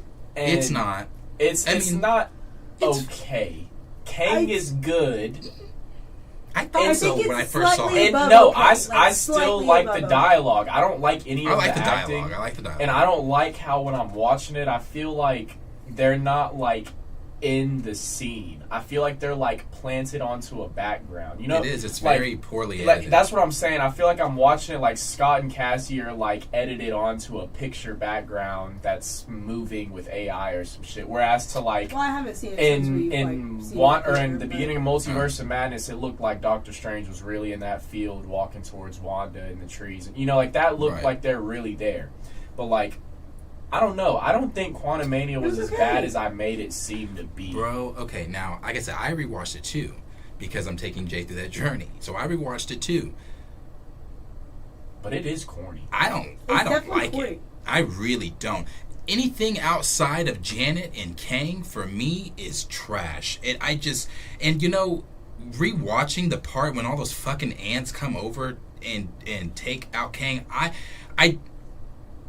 feel like other people feel now. At the very beginning, I didn't. I was like, oh, bro, yeah, but it's fine, blah, blah, blah. No, it's not fine. It's really not fine. It's not. Like, our big bad got taken out by ants. I don't care how extremely intelligent these ants are. They're ants. It's like he told Ant-Man, I am Kang, you talk to ants. Yeah, no. And he got taken out by ants. He didn't try to, like, fight him either. Yeah, like nah. Just put that little bubble up, and MODOK. But I didn't even remember MODOK coming in until I rewatched it, and I was like, oh, I didn't remember that part. That was stupid as fuck, too. I'll tell you what was corny, though. The part where Cassie gets on the thing and starts having a little speech and shit, and she's like, everyone fight! Yeah. I'm sitting there like, this is worse than Surrey saying I'll take that back. Like, it was less than okay. Yeah. It's like, my dad taught me that. I'm like, you're like fucking a preteen now. Like, you're almost a grown woman. It wasn't good. Like, act like it. What the fuck are you talking about? Alright, then I definitely take my comment back.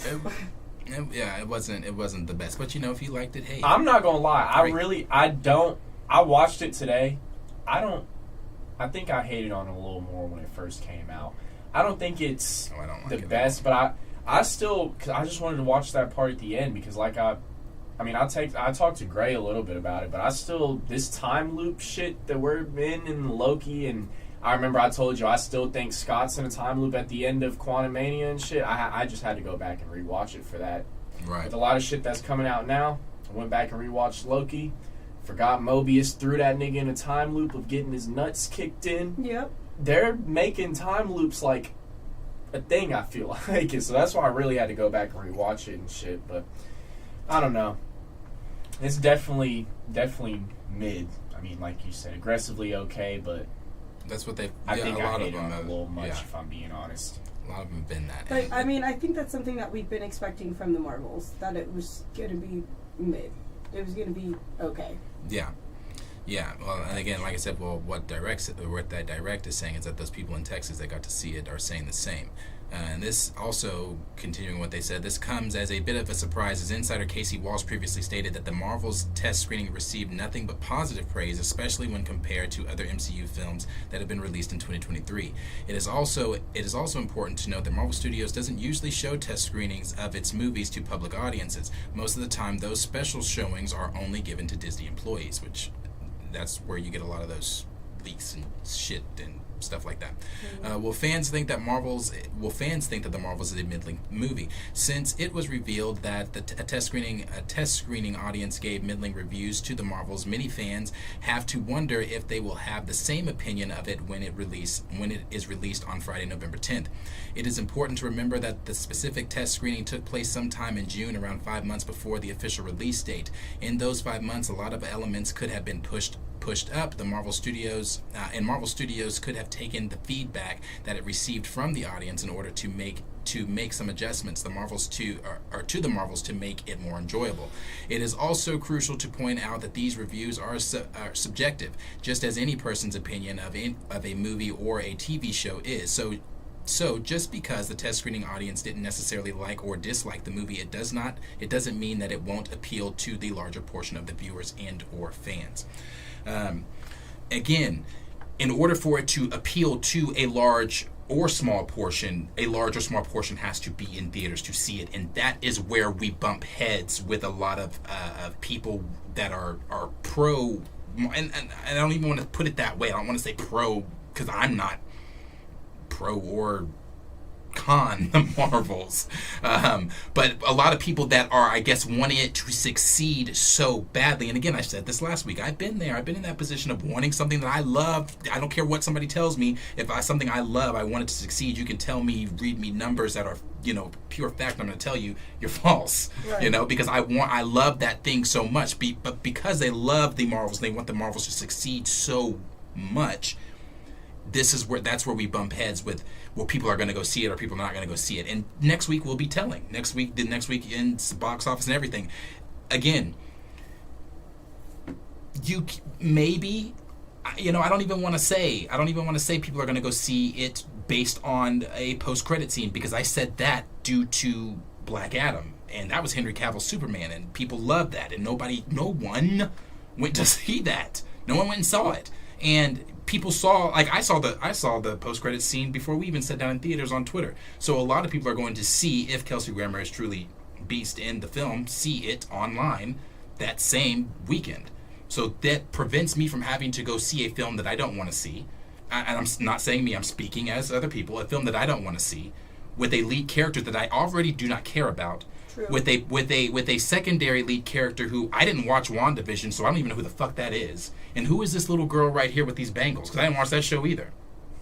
So then that takes your interest out. The current state of the MCU takes your interest out. I'm just laughing because I'm picturing how a white American's going to say that. Wait, who's this little brown? Who's this brown girl? Who's this nigga and this brown girl? Who are they? Well, we really hated the white bitch, but who the fuck are these? Who the fuck are these colored people? So it's people don't care. They don't. They just genuinely do not care like that for these. They really want us to hate this one, huh? And then with the newest Marvels trailer, and I will show that here. It's it's crazy, not to cut you off, but it's crazy, you would not expect how much, hate they get and stuff for that movie to made $1 billion.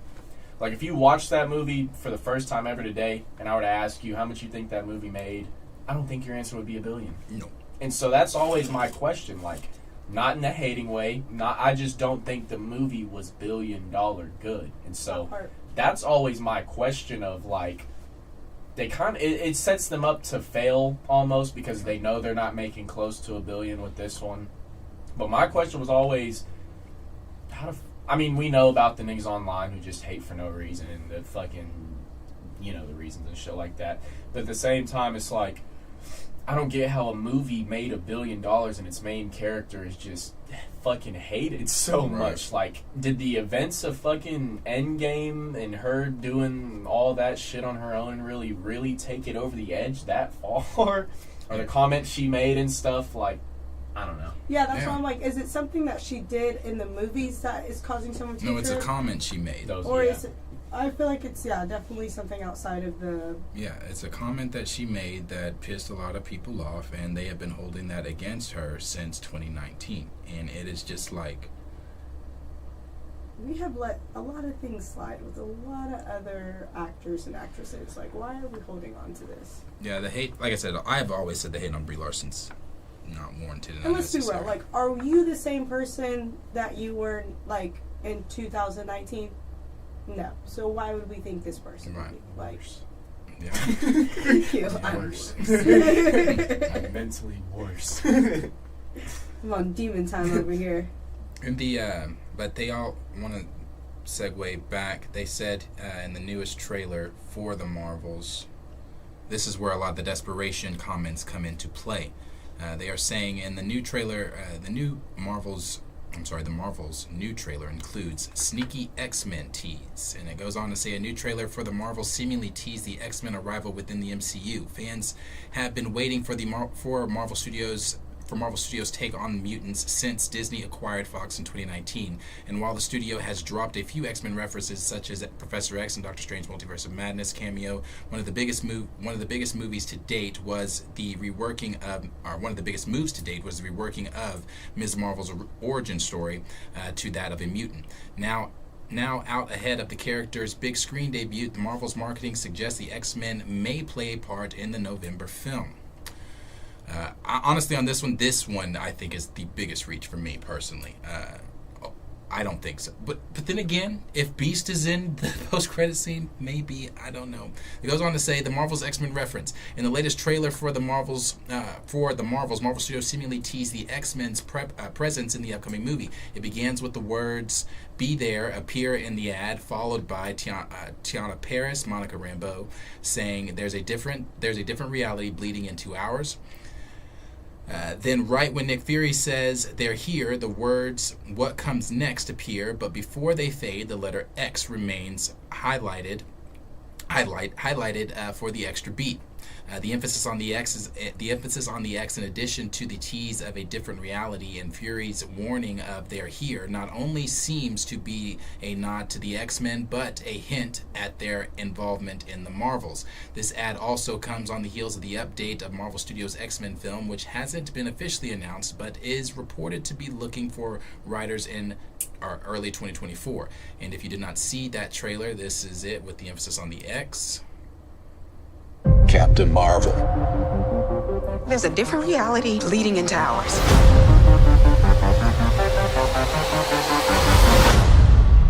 They're here. The Marvels get to get.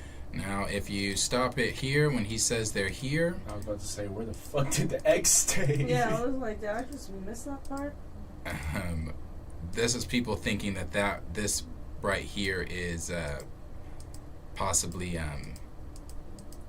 Valkyrie coming in on the Bifrost, whoever this character is coming off the Bifrost, because you got the silhouette of them. But then here is somebody's screenshot, and maybe I can just go to the screenshot instead of trying to do it that way. Can we watch that again before you do? 'Cause I just don't see where the fuck it froze on the X in the next. Yeah, we can watch it. If it did, that was like the quickest, or it lit up or some shit, but I didn't see it stop or freeze. I didn't either. Captain Marvel. I've seen it before and seen it There's do a it, different but reality leading into ours.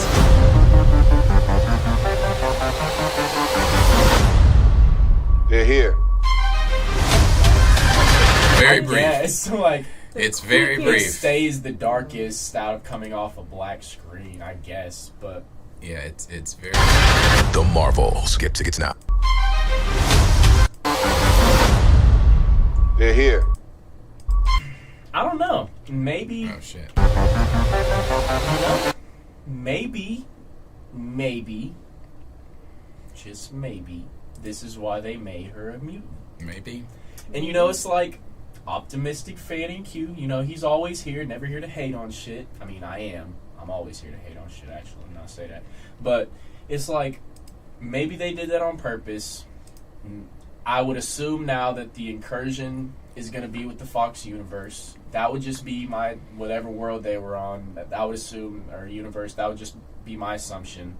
And then, I don't know if they're going to have, back to what the article said and everything, I don't know if they're going to have a role in the Marvels, but I mean, having the universes collide, and maybe it just speaks to Feige taking the terms of, okay, we'll work with the X-Men universe who's been casted until we can cast our own and shit after. Right.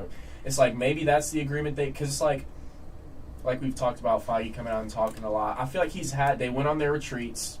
They had to make some summers passed. They went on some retreats. They also, I heard, like, when I read about it, I heard that usually their retreats are retreats. This time it was, no, nigga, this is a business trip, talking numbers and what the fuck we need to. So I think a lot of decisions were made that we need to just get some of these X-Men mutant characters in now. And this is just me also speaking in terms of maybe, like I said in the beginning. And so it's like, maybe whenever they swap powers and shit, like maybe since her being a mutant, she's swapping to a different universe into the universe with other mutants and shit. And then that's what causes an incursion or some shit. I don't know. But it's just like, me sitting here saying that, there's possible route. I'd want to see something like that if I'm being honest, if that's the route that they're going to go, bringing in all the X-Men sooner and shit. I just think it sucks that we already know this movie isn't making the most money, so not the most fans are, unless that's what they do and word of mouth happens. It's like, okay, maybe, but at the same time, it just sucks that this is the situation that they've been in after Secret Invasion, Right. And like I said, maybe Marvel's in a good spot with Loki finale next week and the Marvels next week. Just maybe. But it's like, with that, there's also the situation of Loki finale, Marvels. Right. Loki finale, the Marvels. Like, let's be loud about the finale that was good as fuck, that we enjoyed the season, and this movie just came out that we have to go pay for, or we can stay home and yeah, I'll wait till next week and see what other people talk. So it's just like, it sucks for that. Yeah. In that X there, they showed that when it faded, Daniel RPK tweeted out the picture here of Binary, which had people thinking that Binary may be the one showing up there. And I said, instead of trying to pause it on the trailer, I'll just go to the part here. People thinking that scene there when she says they're here, it's that brief picture there of whoever's passing in front of Tiana. And then people making connections saying that does look like Binary's costume, uniform there. But again, I don't have any expectations for that at all. Like, that's kind of a far reach. But with everything, that Walter meme always gonna kill if someone cooked here. Everything going on with the post-credit scene and everything, it is very, very possible. I don't know if I'm going to get copyright for this or not. We're going to show it, though. I don't think we will. Maybe, though, because it's not on YouTube. I don't think this is even Marvel Studios that posted this, but I don't know where this would have come from otherwise. But there is a clip here from the Marvels. We will play that clip here before we move into the last half of this topic, rather, before we move to the next. He got some demons. And this is that Damn, I hate when my Georgia do clip.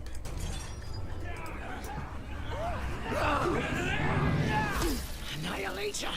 I don't like that name.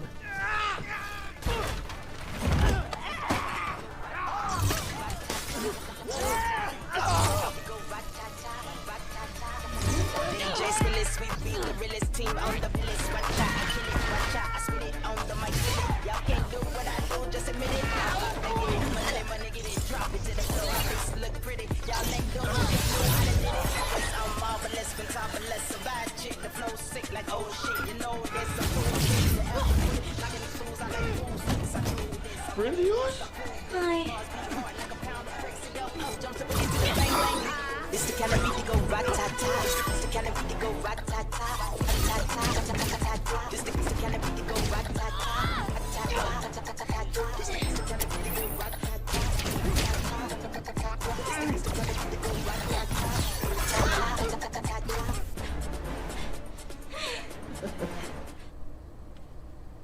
So, and if being honest, that scene right there, not a bad scene. That wasn't a bad scene. Not a bad scene. It's not, but if they do that shit where she's always surprised and happy, all kid, like if she doesn't get used to you're a fucking superhero, right?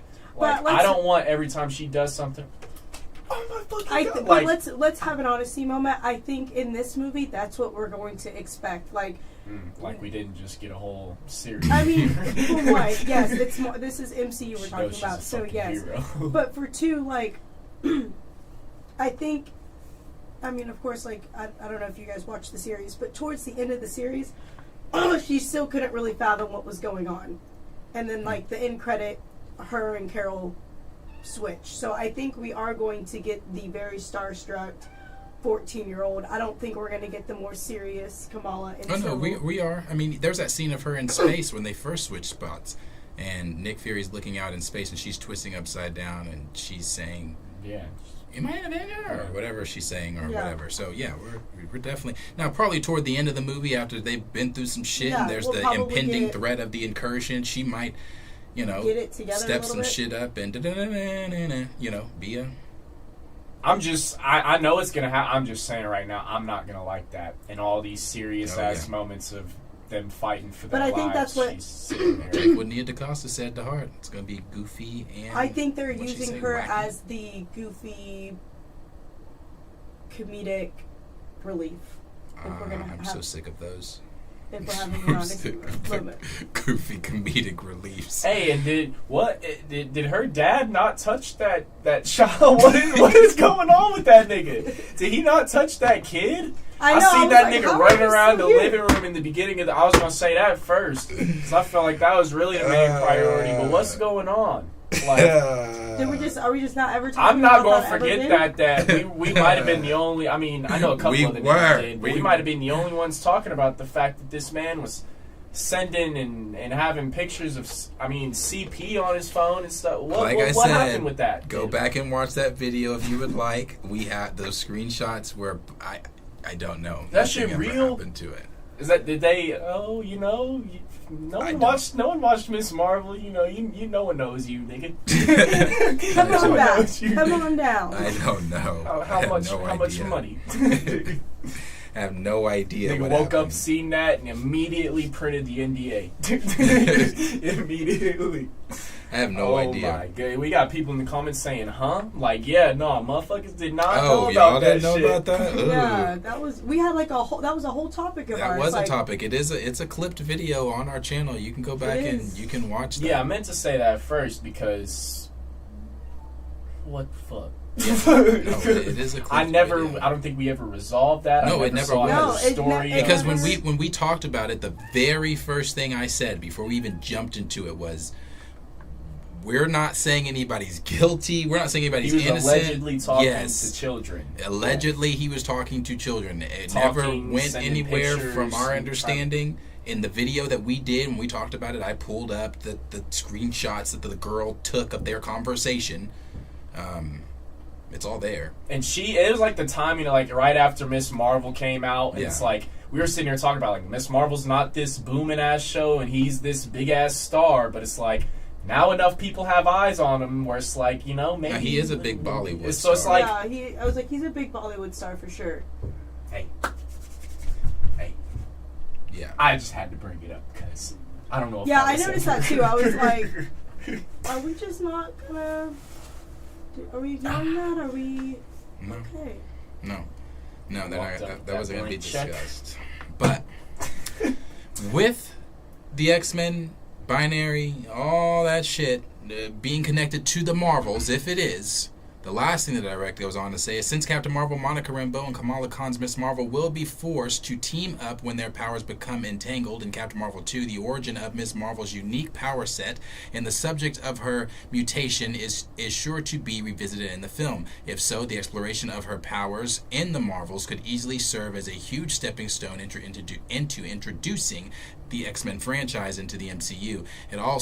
It's also the ideal time for Marvel Studios to do so, with X-Men 97 expected to release in early 2024 and Deadpool 3 on the horizon. Also, if the context of Monica Rambeau and Nick Fury's trailer quotes are in fact related to mutants, audiences may get answers on how the multiverse connects to the MCU's X-Men story. Still, fans should be cautiously optimistic, very cautiously optimistic about this tease and who may and may not appear. Back in 2022, Marvel Studios producer Nate Moore, boo that man, warned that it might be a few years out from the X-Men. Oh, he did say that. I remember that when he was talking about Storm and everything and all that bullshit. Given the challenges Marvel Studios has faced both internally and with the industry in recent months, it would seem that the Red Brand would need more time, not less, to execute the X-Men vision. Still, in light of Miss Marvel's role, the Marvels coupled with the new tease, it does look like the future batch of heroes will be receiving some sort of introduction into the upcoming film. So, there's that. That the X-Men might connect into. So, that plays back into the very beginning of this topic that we said about the whole reaching, the whole being desperate, the whole everything like that. Who am I to call it desperate? I'm not. If you want to market, you do what you feel you got to do to put asses in the seats. And if you feel that highlighting a fading X is going to put asses in the seats and hints at mutants and the for the people that didn't watch Ms. Marvel that don't even know that she's a mutant, sure. If you. But like I said, next week will be telling. Again, not rooting for the film to fail at all. No, I'm not gonna lie. I'm still excited to see an incursion. Yeah, I'm very curious. I'm gonna go pay my $17, $20, whatever it is, to just go get my IMAX ticket and get the best seat in there. I know I'm gonna get a good choice. For sure. I might take. I might. We might get a middle go seat in there and for it be once. so empty. You buy a seat, you get two. Yeah, I might not sit next to y'all. It might be Q, a seat, Darius, a seat, him. Just because I might get in there, get comfy. I'm going to sit there. I'm going to sit through the movie, whether I enjoy it or not. And I'm just banking on me enjoying the end. Yeah. I'm banking on me just visually like, this is a beautiful ass incursion. This is hope. I hope we get to those end credit scenes and I'm like, hey, I don't even want them to be great. I just want them to connect to something that they're going to do. Because that, like we talk about all the time, we miss whenever we could just go 30 minutes to an hour talking about the mid-credit scene, then another 30 minutes to an hour talking about the final end credit scene. And so it's just like, that doesn't even have to do with the movie sometimes. Like, Victor Timely had nothing to do with Quantumania. But it's like we couldn't wait to get to that part of Loki and everything just to see whatever he brought us and stuff. And just going back to phases 1 through 3 and 4 and everything like that.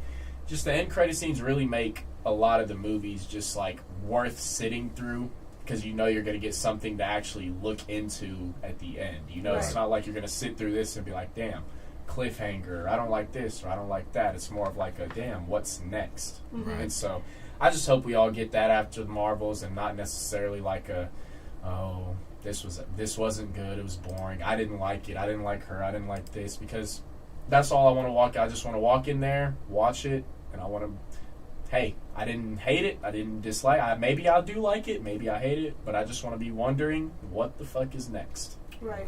Like at the end of Loki episode 4, wondering what the fuck is next in this next episode tomorrow. It's really how I want to feel at the Marvels with that incursion and how they did in Loki with that just blowing up and shit. And that's what I hope it's a situation like and everything. Exactly.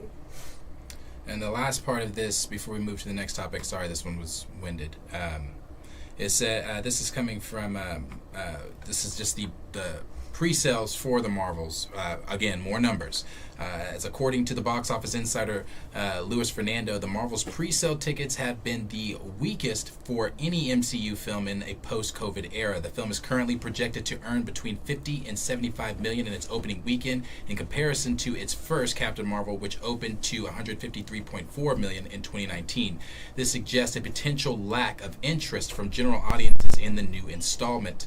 Variety also reported, and this is what we're going to get to here when we get to the Variety article. Variety reported in a crisis at Marvel, the Marvel's director Nia DaCosta began working on another film while the Marvels was still in pre-production. Let me read that one more time. The Marvel's director Nia DaCosta began working on another film while the Marvels was still in post-production. The filmmaker moved to London earlier this year to begin prepping for her Tessa Thompson drama, Hedda. Now, I repeated that part to say, I remember one of the last times we talked about the Marvels, I brought up how Tiana Paris and Brie Larson, it was rumored. I never said they did. I said it was rumored that Brie Larson and Tiana Paris were having issues back behind the scenes with one another. Not so much to where it was catty with one another, but Brie Larson was upset. She never went to this is again. Rumored. You take this, believe what you want to believe. This is what we heard though.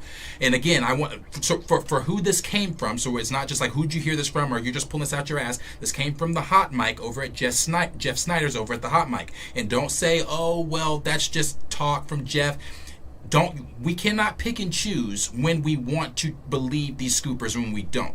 When it's a story that you don't like, you don't want to believe the scooper. And when it's a story that you do like, you want to cling to what the scooper is saying. I have said many times here on this channel, even when My Time to Shine Hello has said things that I do not like that she has said, I have even said, well, damn.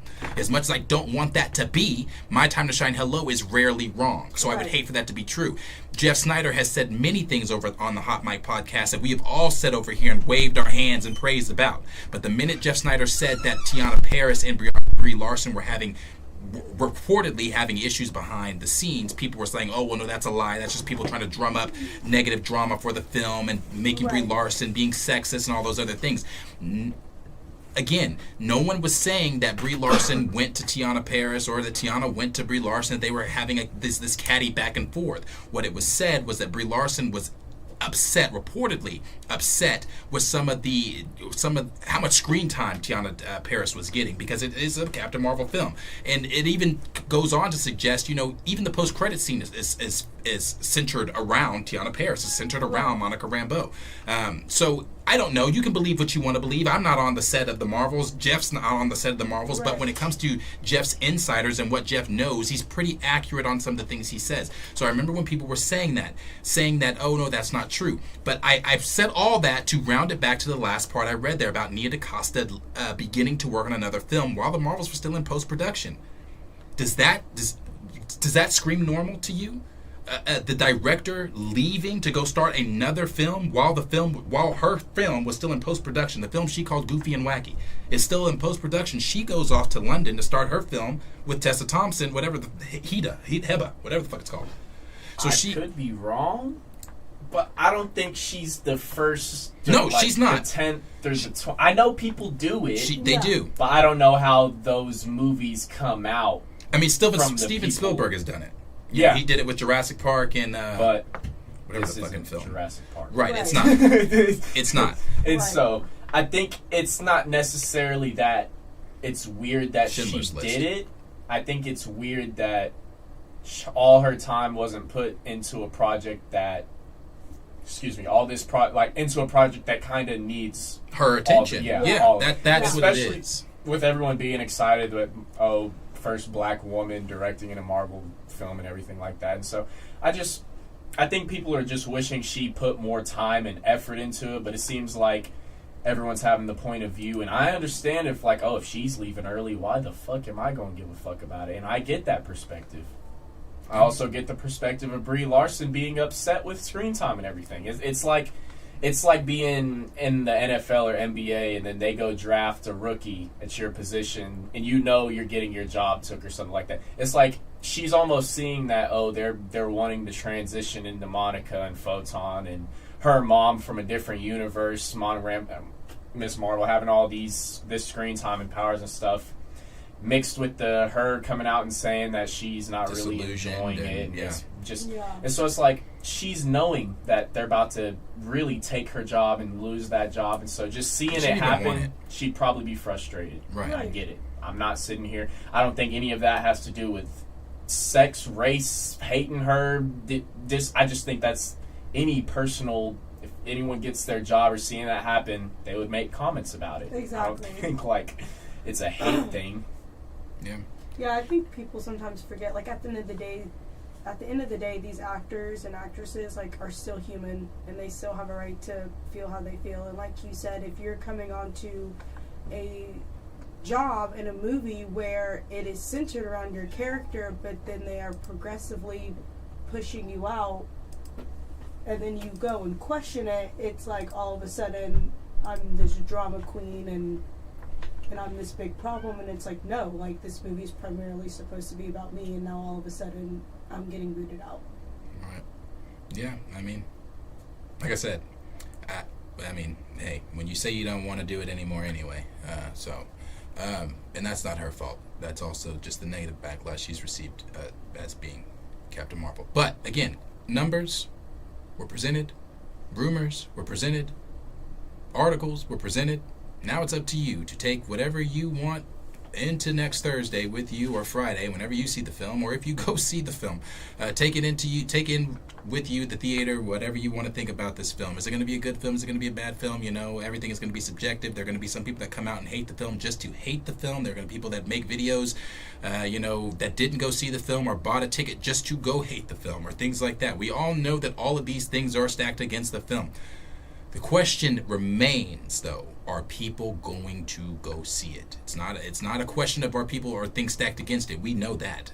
Are people going to go see it? So let us know down below in the comments what you guys are thinking about all the newest things coming out. Do you think it's a reach with the X-Men? Do you think it's a reach with Thanos audio? Do you think it's a reach with the Bifrost and Tessa Thompson possibly being Valkyrie in the film? Do you think it's a reach with the X-Men and everything else? Let us know everything down below in the comments what you think is going on with the Marvels, all your thoughts, concerns, and everything like that. Let us know down below in the comments. The last topic before we get to the variety one is one we've talked about also before, and don't worry again for those that are putting comments, some of the ones are being looked at that are going to be read there at the end and get answered. The last thing we're going to talk about, though, we've talked about this before as well, and that is Blades from Mahershala Ali. Now, we've talked about this, but we've talked about all of this in depth, but just more light, I guess, was shed on it with this newest Variety article. We've talked about Blade. We've talked about the many rewrites that Blade's gone through. We talked about, DeMeo, the one that rewrote, the one that's working on X-Men 97, the first person they got to rewrite it. And then there was the other rewrite, and the other rewrite. And this Blade has gone through so many different, I believe this is now the 5th or 6th rewrite that Blade is now currently going through. Mahershala Ali, as we talked about a while back, was not happy with the script and was ready to walk away at the sight of the script. It was lackluster from what he was saying, from what the report said. Again, that report coming from Jeff Snyder. But saying that it was lackluster and it was this or that, and it had two lackluster fight scenes, and that he wasn't even the main character. This is now we knew that he wasn't going to be the main character of the film when this originally came out. The original report plot leak was that his daughter was going to be the main character of the film, and this followed that same phase 4 kind of phase 5 weird MCU things that they were doing. So it all made sense. It wasn't something that none of us was like, oh no, they'll never do that. It made sense because it fit into the current model of what they were doing. So hearing that he was going to take a backseat, but now with more light shed on it from the Variety report, he was going to be the 4th main character from what we heard. He wasn't even going to be like the 2nd main character or the 3rd main character. This brother was going to probably enter in 3rd act and maybe just the 4th main character. And again, maybe that is that is the upset that comes with Mahershala Ali. We've talked about this too. With it going through its 6th rewrite, Blade was announced at D23 in 2019. I believe it was 2019 at D23. It was either D23 or Comic-Con, whichever one, SDCC. We've talked about that. At that time, Mahershala Ali was like 46. That brother's 49. He's going to be turning 50 here very soon. So what... and that's not to say that he can't do it, because in that same breath we got Ian McKellen, who's 81, coming back to reprise his role as Magneto, and we've just seen Professor X with Patrick Stewart and everything like that. So, and we're about to have an 80-year-old Harrison Ford portraying Red Hulk for what is presumably more than a couple of films in the MCU. So it's not to say that older people cannot play these roles, but it is to say that if we want to see a Blade akin to the type of scenes that we saw with Wesley Snipes at the nightclub scene and things like that, Mahershala Ali's going to have to not be 50. Yeah. I mean, they're not lying. And I don't want to sit here and say that I know the brother's fucking diet routine, or I know what his workout routine looks like. He could be in the best shape of his fucking life. He could go out there and do some badass shit. I don't know. But if I'm Mahershala Ali and my script is now going through its 6th rewrite, I at one point was the 4th lead. I at one point hated the 2 fight scenes, and now I'm about to be 50 years old, and now it's I just said this, going through its 6th rewrite. Am I really that excited to be in shape for this role? Am I excited to want to get up and maybe that's a part of the contract where he has to, I'm sure it is. But am I excited to want to get out, and do this? I'm doing all this work behind the scenes, and now this script is starting over from scratch again. So it goes back into that whole thing of when are we going to see Blade I said this the last time we brought Blade up because somebody asked us in one of just the questions. Blade wasn't a topic, but it got asked in the comments. When are we going to see Blade? I don't think we see Blade until after Secret Wars. I don't give a fuck if his voice was in Eternals. Yeah. Because, I mean, that's not to say that maybe you don't see his film until after Secret Wars. Maybe he does show up, but I don't think so either. I don't think he shows up. I hate to continue to play that whole trope or that whole, I don't call it a trope. I hate to sound that's better for me to say it that way. I hate to sound like a broken record. I hate to sound tired. I hate to play this card every single time, but it goes back to that race conversation when we're talking about these superheroes, these actors on film and things like that. You've had since 2019 to get Blade out. And granted, yes, the MCU is a mess, and I'm actually happy that Blade didn't come out in that phase 4, phase 5 window that maybe it was supposed to come out in, because it would have been, we would have hated it. Right. If it would have been what it was, we would have hated that shit. So that's not something we wanted to see with Blade. So I'm okay with the pushback or whatever, but it's going through its 6th rewrite again. What is the emphasis here on Blade? Or is there any care for Blade? Has Kevin Feige stepped in and tried to do anything with Blade? I know that he stepped in when Mahershala Ali was upset and ready to walk, but what's being done with Blade now? I know that they just hired the writer for Logan. I know. The writer for Logan is the new writer for the $100 million Blade, whatever. But yeah. But with that being said, like that was going to be my next question. Like, because this is technically going to be our next and first black superhero since T'Challa, do you guys think like that might just be the added pressure on this too? Like, no, and the reason I say no is because the differences in Blade and T'Challa. T'Challa is black empowerment. I'm not saying Blade is not. He's not. But I get what he's just you're a saying. He's just a black character's representation. Yeah, and that's what I'm meaning as far as that line for the MCU. Like, because he will be our black representation in the MCU, do you feel like that has some form of reason why there might be pushback, and maybe why hopefully Kevin Feige's like more into the mix on this 6th? Honestly, in a perfect world, in a nice world, I'd like to say, yeah, that's what it is. They actually care about the black community, and they're caring about because like you said, if it would have dropped in these last 2 phases, like we would have hated it. We would have hated it. But to answer do I think they're no? And the reason I don't is just because I've read the entirety of the Variety article. Not one time was Black Panther mentioned. Okay. Not one time. So if you want to talk, black empowerment characters and all that kind of stuff like that, none of Blade, Misty Knight, Luke Cage, Blue Marvel, any of these other black characters you want to name in the MCU, or not in the MCU, I'm sorry, Marvel, could not walk or could not run unless T'Challa first walked. He was the first. So, in order for that to happen, like those other characters to come in and be representation, you need to put emphasis on the one that made it possible for there to even be a Blade, for there to even be a Blue Marvel, or these others. We need to be talking T'Challa. We need to be talking Black Panther. How are you putting that back on the table, if back on the table at all, with anything that you're going to redo? So I would like to say yes, I would, but no, I don't think so. I don't think so. In one, it goes back to what I was saying at the beginning too. Blade as a character is simply not that guy. Blade's dope. Blade's a dope character.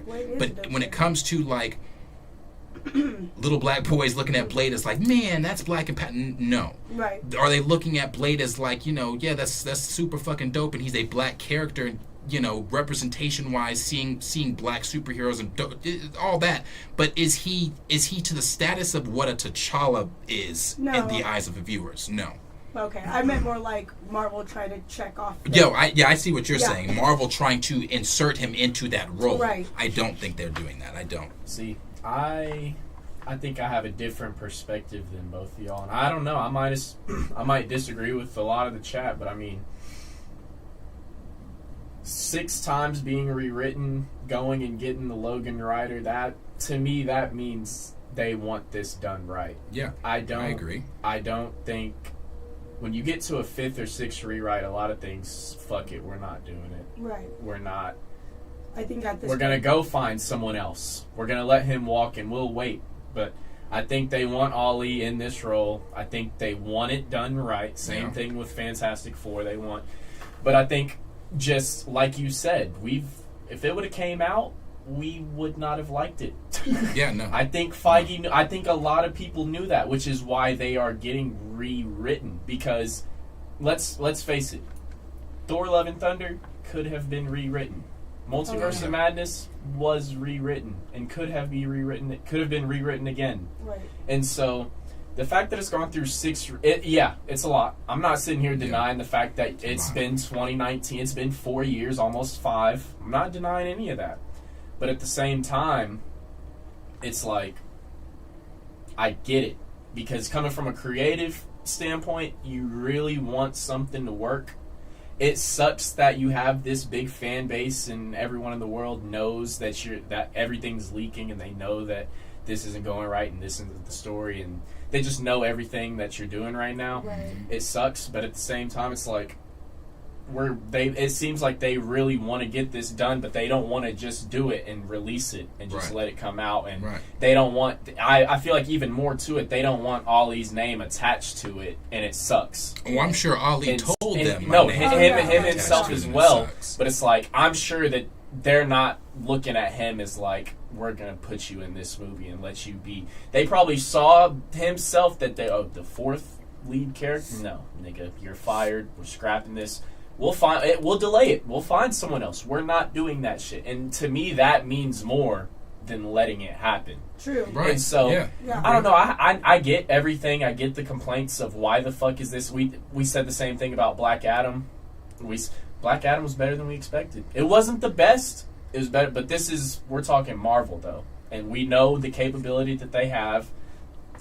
Loved Logan. Logan was beautiful. Logan was good. And also, it's like, I see a lot of comments that I'll just address them now, talking about this needs to be something that's alone and not... I agree with that as well. I don't think Blade needs to be a character where you're intertwining them with all the characters' stories and everything. Like, the nigga is a daywalker. Like, go write a fucking story, a Wolverine-like story of this nigga killing vampires, whoever you want the main villain to be, don't care. Dracula, whoever, I don't give a damn. But this nigga is a daywalker. Like, it is not that hard to make it. It doesn't have to it doesn't have to be the best plot wise. But you give niggas some entertaining, what it's supposed to be, R-rated film of what Blade really is, casted but with Ollie in there, Mahershala Ali. I just don't see how fans are gonna complain. Like, yeah, we waited a long time. But okay, was it worth the wait? And it's like, nothing's, in my opinion, nothing's really ever worth 5, 6 fucking years. But at the same time, it's better than waiting 3 years and getting some shit. I'd rather wait 6 years to get something completely that I'm like, oh, entertained. I'll rewatch it than get something that I'm Morbius. Like, never watch. I saw people saying the same thing about Blade not being in the MCU, being its own thing. And the reason I don't want Blade to be its own, I don't want anything in the MCU to be its own thing.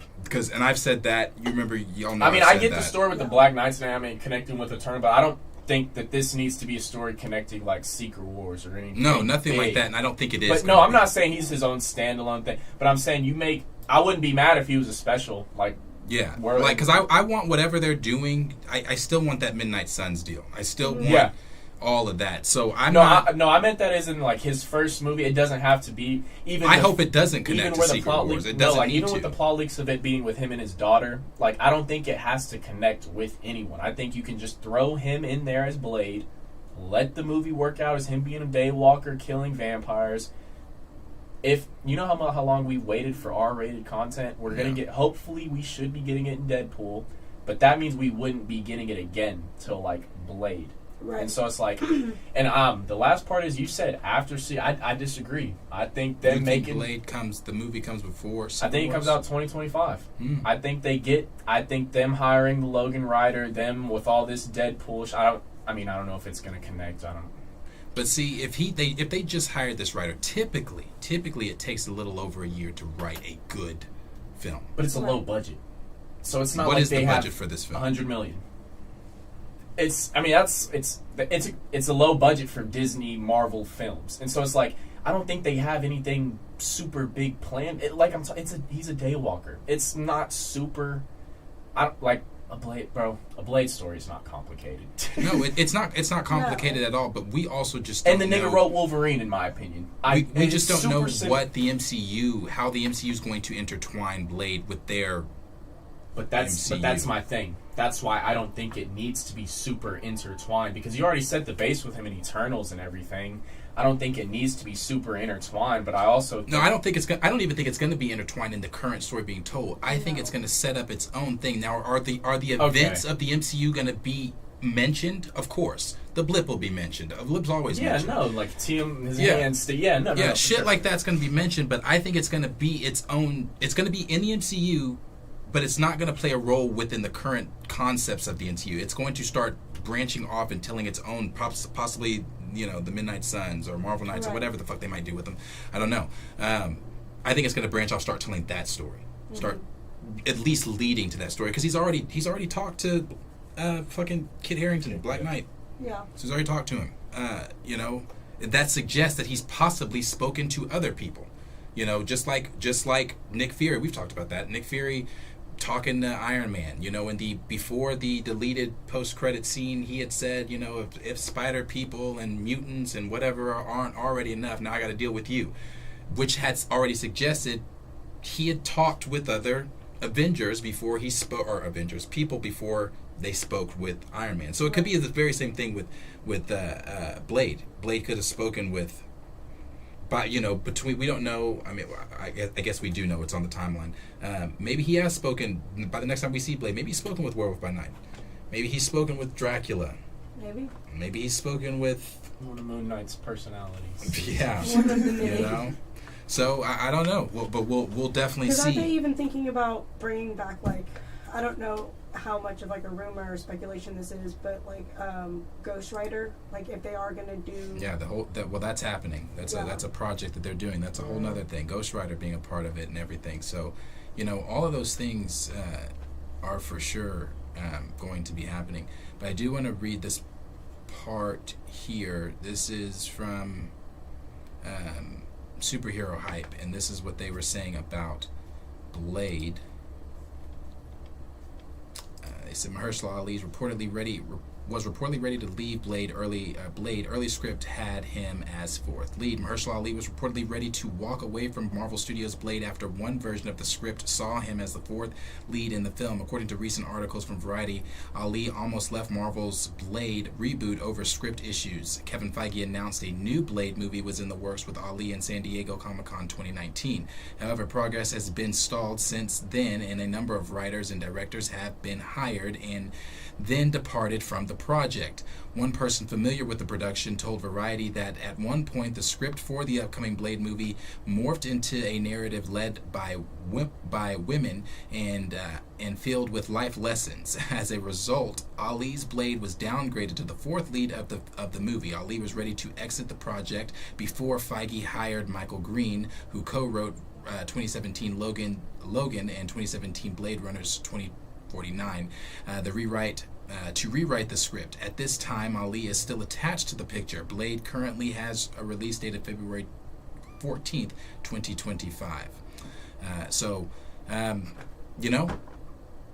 Before Secret Wars, before King Dynasty. I think that gets pushed back for sure. I don't think it comes out February. I mean, maybe because they just got it done.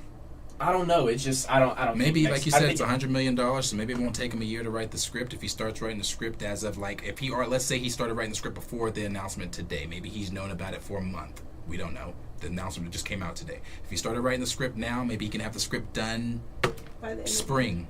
But the movie doesn't have to be longer than the Marvels, though.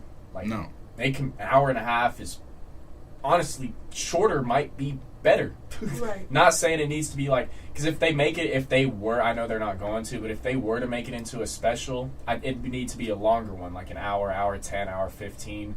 So I think them going an hour and 20 minutes, hour and a half on this movie is perfect. I don't think the even low budget really affects it because it needs to be dark. Right. I don't think it needs to be super graphic-y or CGI and what we need. It needs to be real. It needs to be dark. It needs to feel it. I don't know how else to explain it. It just needs to be a Blade comic book that's It's just not that hard, bro. Like, I don't know. That might be the biggest complaint. I don't know how the fuck it's taken you 6-7 writers to find someone to write a Blade story. And maybe that is the biggest issue of them finding writers who, like Nate Moore said, know source material. Right. But you know, as always, questions for you guys. Let us know below in the comments what you guys are thinking of the newest things here with Blade. Some of it's new, some of it we've known for a while. But let us know down below all your thoughts, concerns, if there are any, with Blade. Right. The Variety. I'm going to tie these last two in with Variety because they're all in the article anyway. But we're going to start with Johnathan Majors and the things going on with Johnathan Majors that we've talked about. We've talked about it a little bit. We've not really gone in depth on any of the charges or anything like that. We've not talked about the trial or anything like that. We've talked about we watched the video that was outside the club. We've talked about some other things before, but we've really not gone in depth about the trial. And unless you've been under a rock this past almost year, then you know Johnathan Majors' names has been circulating in the tabloids and not in a positive way. It's been with the accusations, the alleged assault. Sometime last week, his attorney submitted a motion to dismiss with all of the evidence they have presented. That they rightfully so, they felt that the charges should be dismissed with all the evidence that they had compiled for his defense. And according to reports from Deadline, the request was rejected, and the court decided that there was absolutely enough evidence to prosecute Johnathan Majors for him to go to trial, not prosecute. My apologies, for him to go to trial. But this is what Deadline had to say. Deadline reported this and said, an NY judge has ruled that actor Johnathan Majors must face trials on domestic abuse charges. In a hearing Wednesday, New York Supreme Court Judge Michael Gaffney denied a defense motion to dismiss the case and set a start date of November 29th for the trial. Gaffney also revealed that the defense has filed a new motion under the seal that seeks to keep details related to an undisclosed evidentiary matter shielded from political view. Evidentiary, my fault. Evidentiary matter shielded from public view.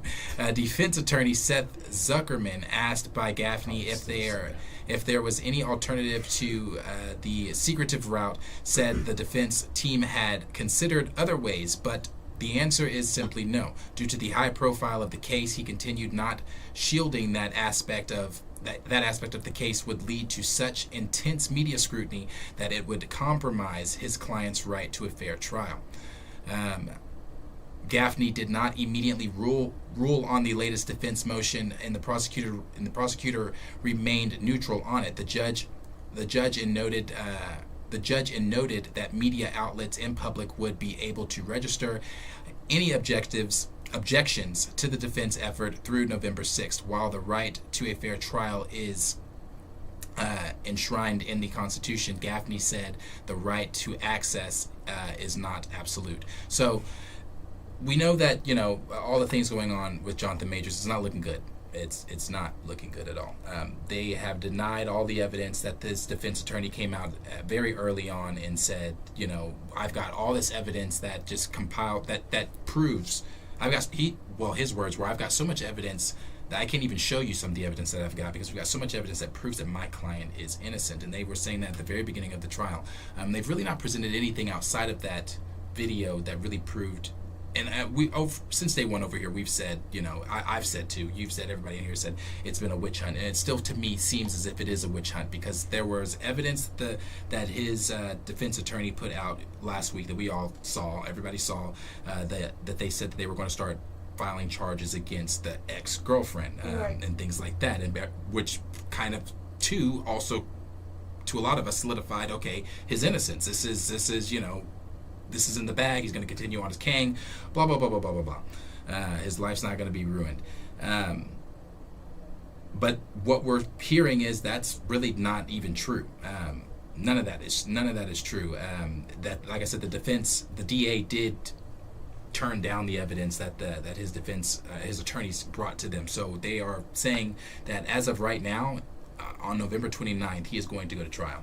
And that trial, from what we've heard, was discussed by Marvel at their retreat. Normally the retreats that we talked about the retreat that they do, their 10-year retreats, they go away, they have a good old time. Well, this retreat, as you said, was not a good old time type of retreat. This retreat was, we got to fix some shit, and some shit we've got to fix. From what we understand, from what we've heard, at the top of their docket was Johnathan Majors, and the decision of what do we do with Johnathan Majors? What do we do with Kang? Did we put our foot in our mouths when we announced, put all of our eggs in one basket with Kang and things like that, blah blah blah. So now the question is coming to play: are they going to pivot away from Kang and actually move into Doctor Doom? Being the main antagonist for Secret Wars. I mean, if you know the OG story comics, he's the main antagonist. If you know Hickman's version, he is the main antagonist. As I said on my Instagram story, I don't know how you do Secret Wars. We've talked about that here too. How the fuck you do Secret Wars without Doctor Doom anyway? I never liked the idea of there being variant Doctor Dooms in the background, helping Kang. To me, Doctor Doom is, without question, my opinion, you might disagree, the top villain in Marvel.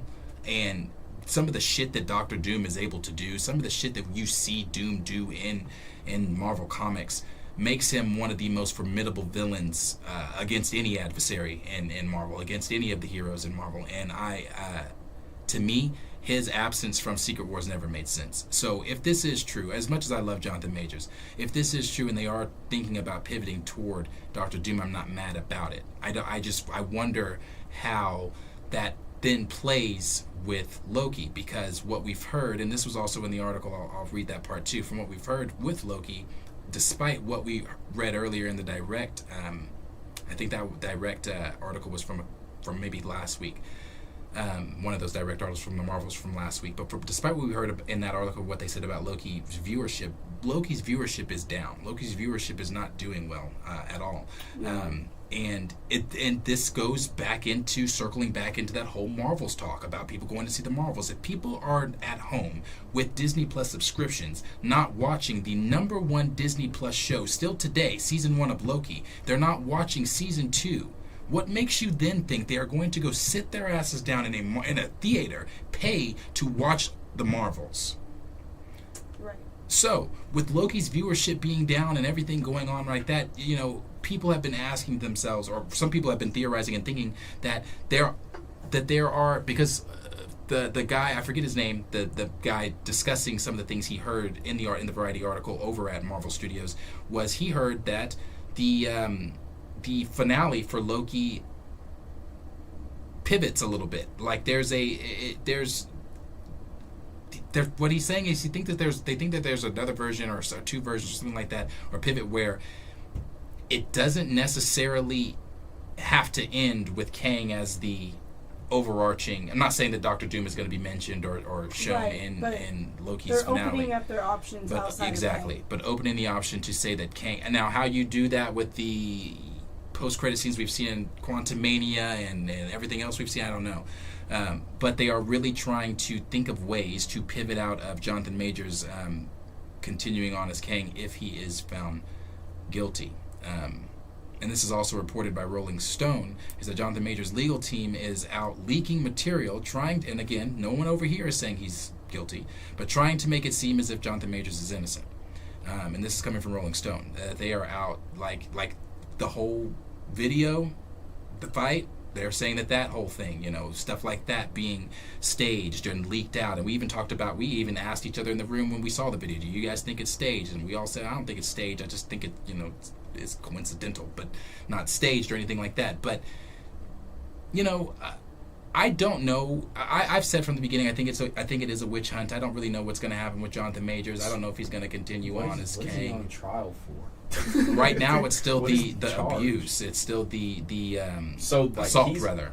So he's going to court for assault, or is it like domestic abuse? Like, I think it's domestic abuse. Because I don't know. This is a situation where she seemed to drop everything, and the DA wants them. This is like the city of New York wanting Majors, and so this is.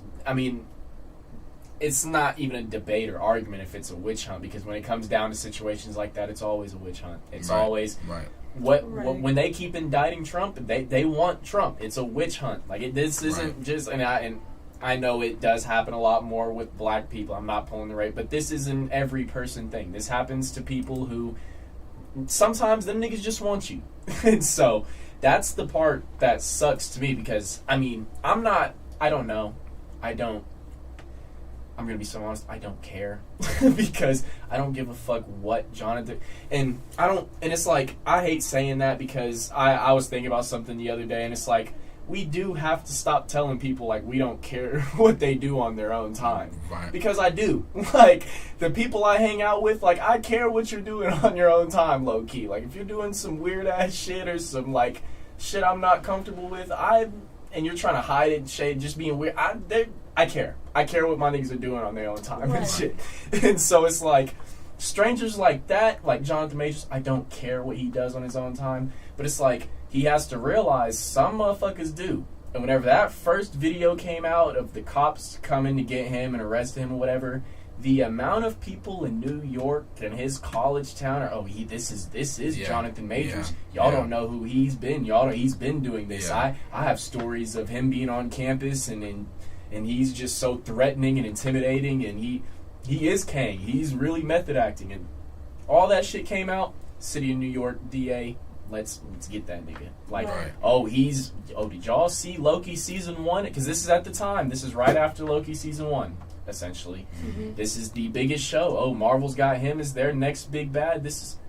Let's get that nigga. Like, it wasn't just Marvel. You know, he was starring in some. He had just finished The Heart of the Creed. Fall. He was in Creed, the commercials, the deals, the pilot movie. Oh no, he's secretly doing. He's an abuser. He does all this. And that's where I'm asking, what's the charge? Like, is the charge abuse? Is there multiple charges? Is he going to court for multiple things? Like, what is the DA putting onto him? Because I thought that she personally dismissed the stuff.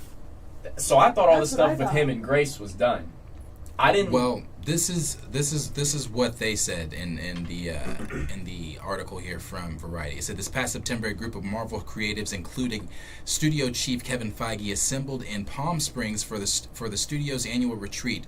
Most years, the vibe would have been confident, even cocky, given how the premier superhero brand owned by Disney since 2009 has remade the entertainment business in its image.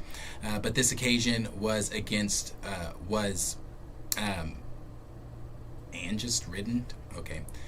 Sorry. It says everyone at Marvel was reeling from the series of disappointments on screen, a legal scandal involving one of its biggest stars, and questions about the viability of the studio's ambitious strategy to extend the brand beyond movies into streaming.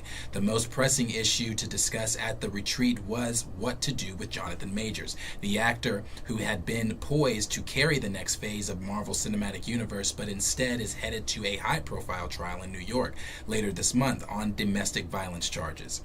The actor insists he is the victim, but the damage to his reputation and the chance he could lose the case has forced Marvel to reconsider its plans to center the next phase of its interlocking slate of sequels, spin-offs, and series around Major's villainous character, Kang the Conqueror. At the gathering in Palm Springs, executives discussed backup plans, including pivoting to another comic book adversary like Doctor Doom, but making any shift would carry its own headaches. Majors was already a big presence in the MCU, including as the scene-stealing antagonist in February's Ant-Man and the Wasp Quantumania. And he has been positioned as the franchise's next big thing in this season of Loki's, particularly in the finale, which airs on November 9th and sets up Kang as the titular star in the 5th Avengers film in 2026. It goes on to say Marvel is truly fucked with the whole Kang angle. For Variety to put a quote, that's crazy. That's an actual quote. So Marvel is truly fucked with the whole Kang angle, says one top deal maker who has seen the final Loki episode, and they haven't had an opportunity to rewrite until very recently because the WGA strike. But I don't see a path to how they move forward with him being Kang. Beyond Johnathan Majors.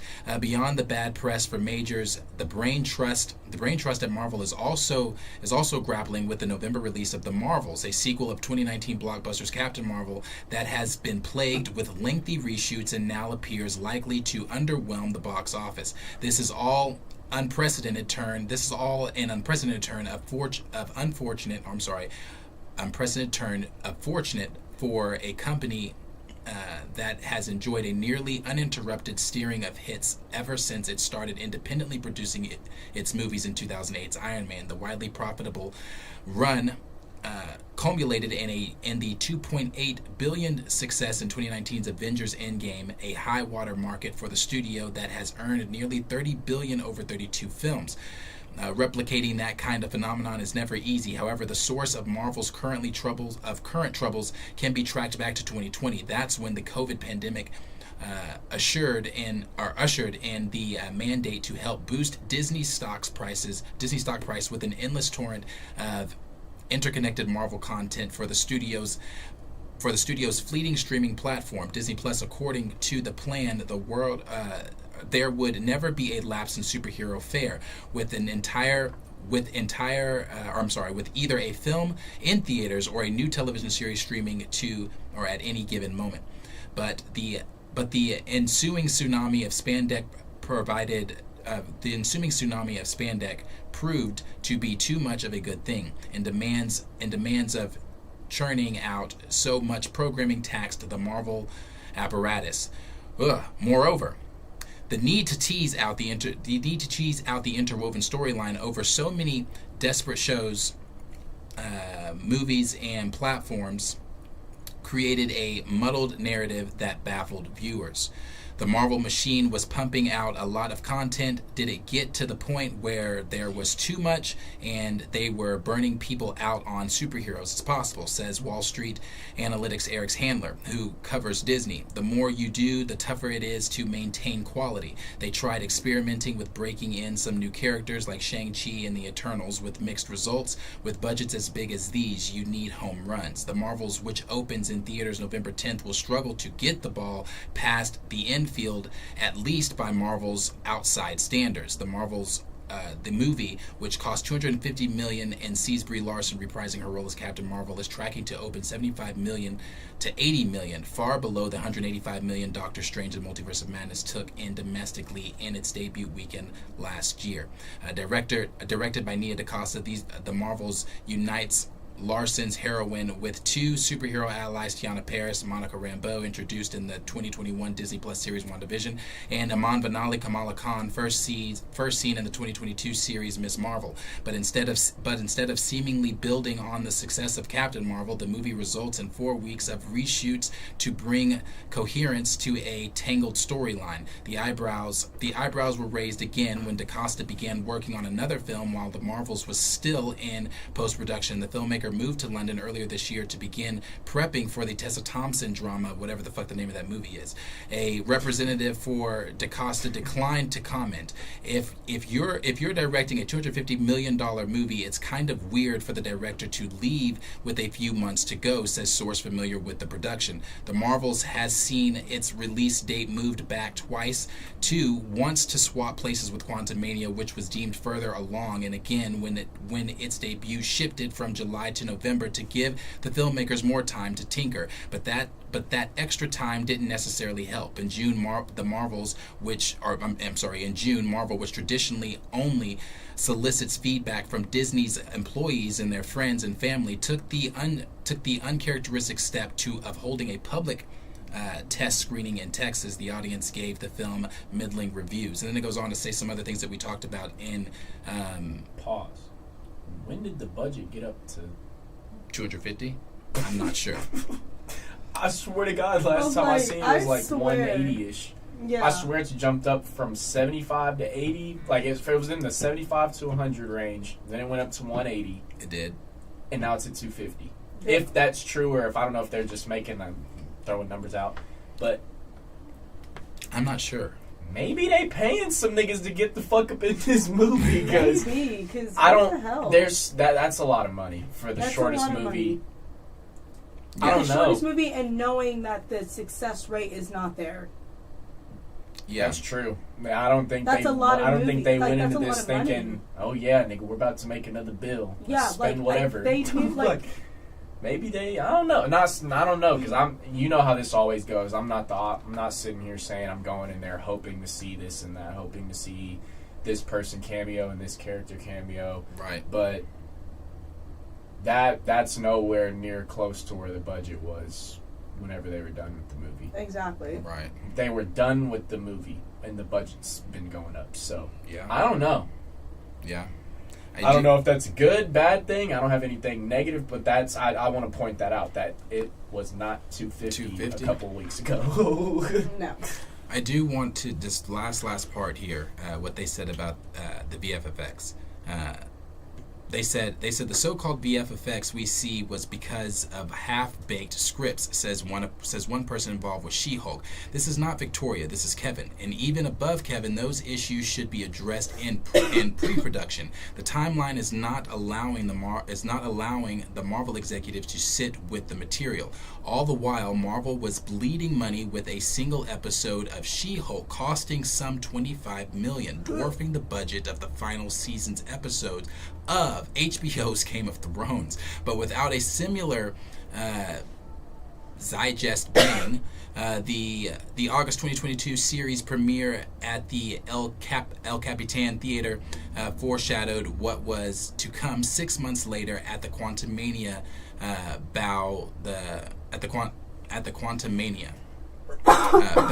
the She-Hulk special effects were out of focus in multiple scenes.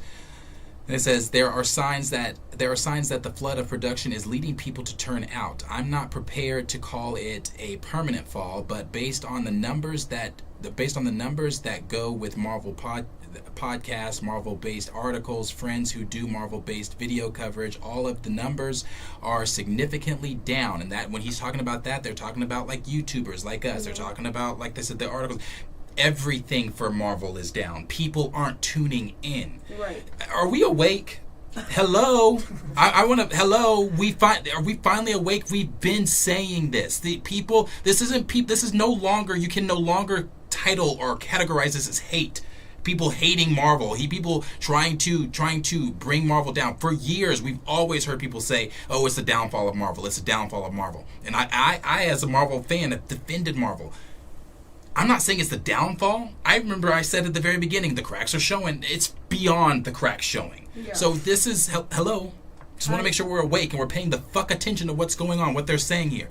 This is them saying numbers are down all over. And that's Joanna Robinson, co-author of the New York Times bestseller, MCU, The Reign of Marvel Studios, who is a writer and a podcaster at The Ringer. The quality is suffering in 2019 at the park. If you put Marvel Studios in front of something, people were like, oh, that brand means quality. That association is no longer the case because there have been so many projects that felt like half-baked and undercooked.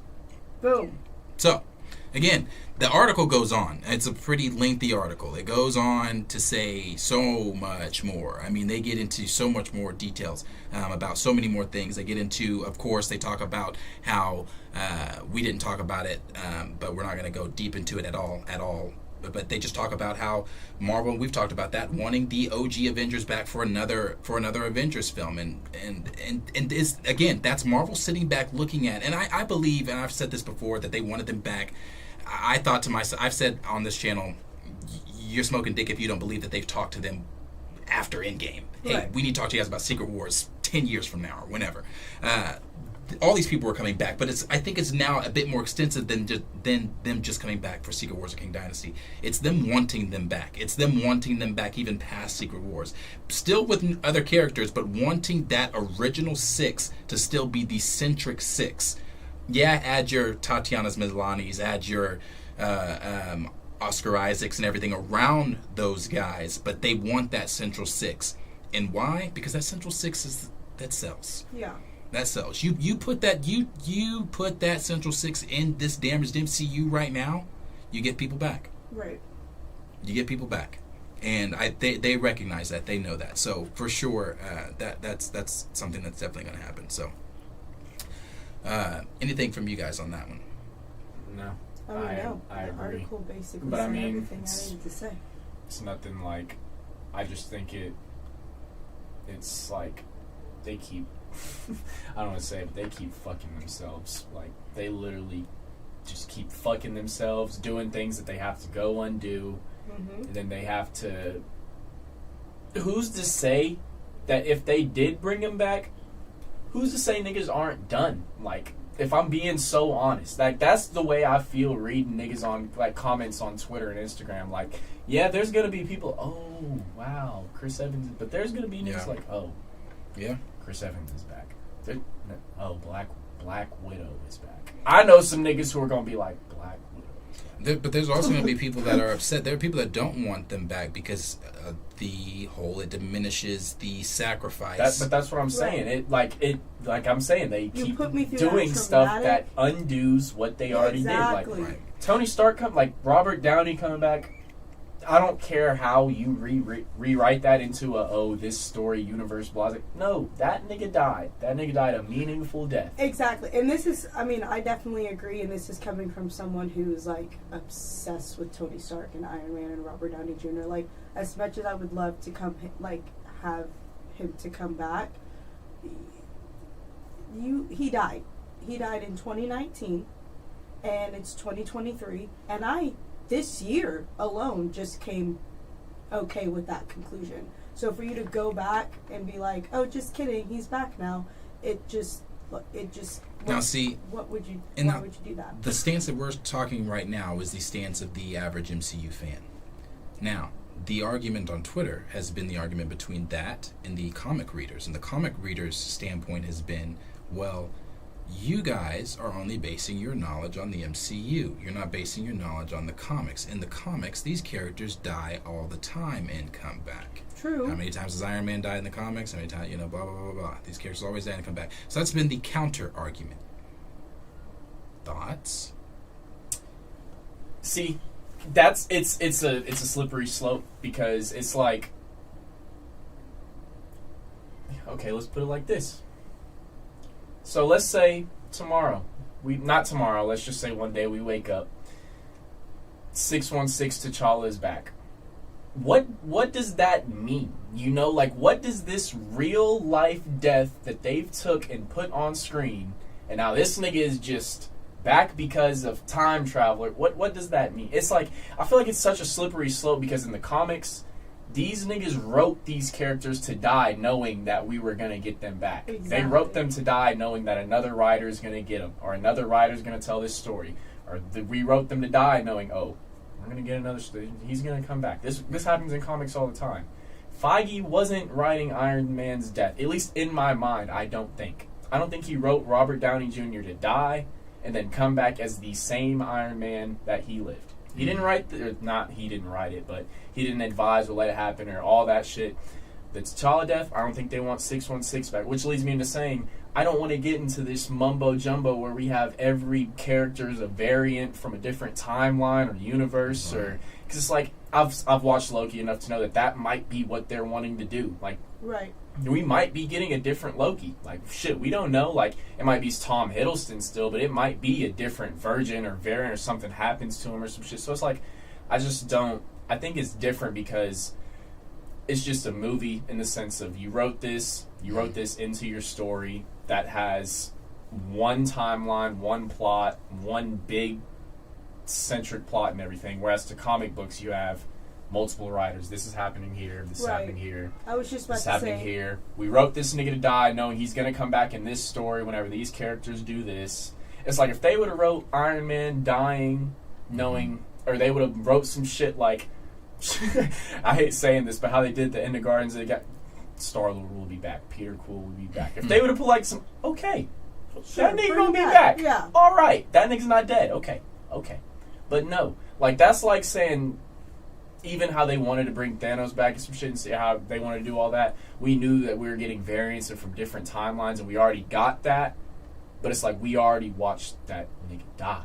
A meaningful-ass death.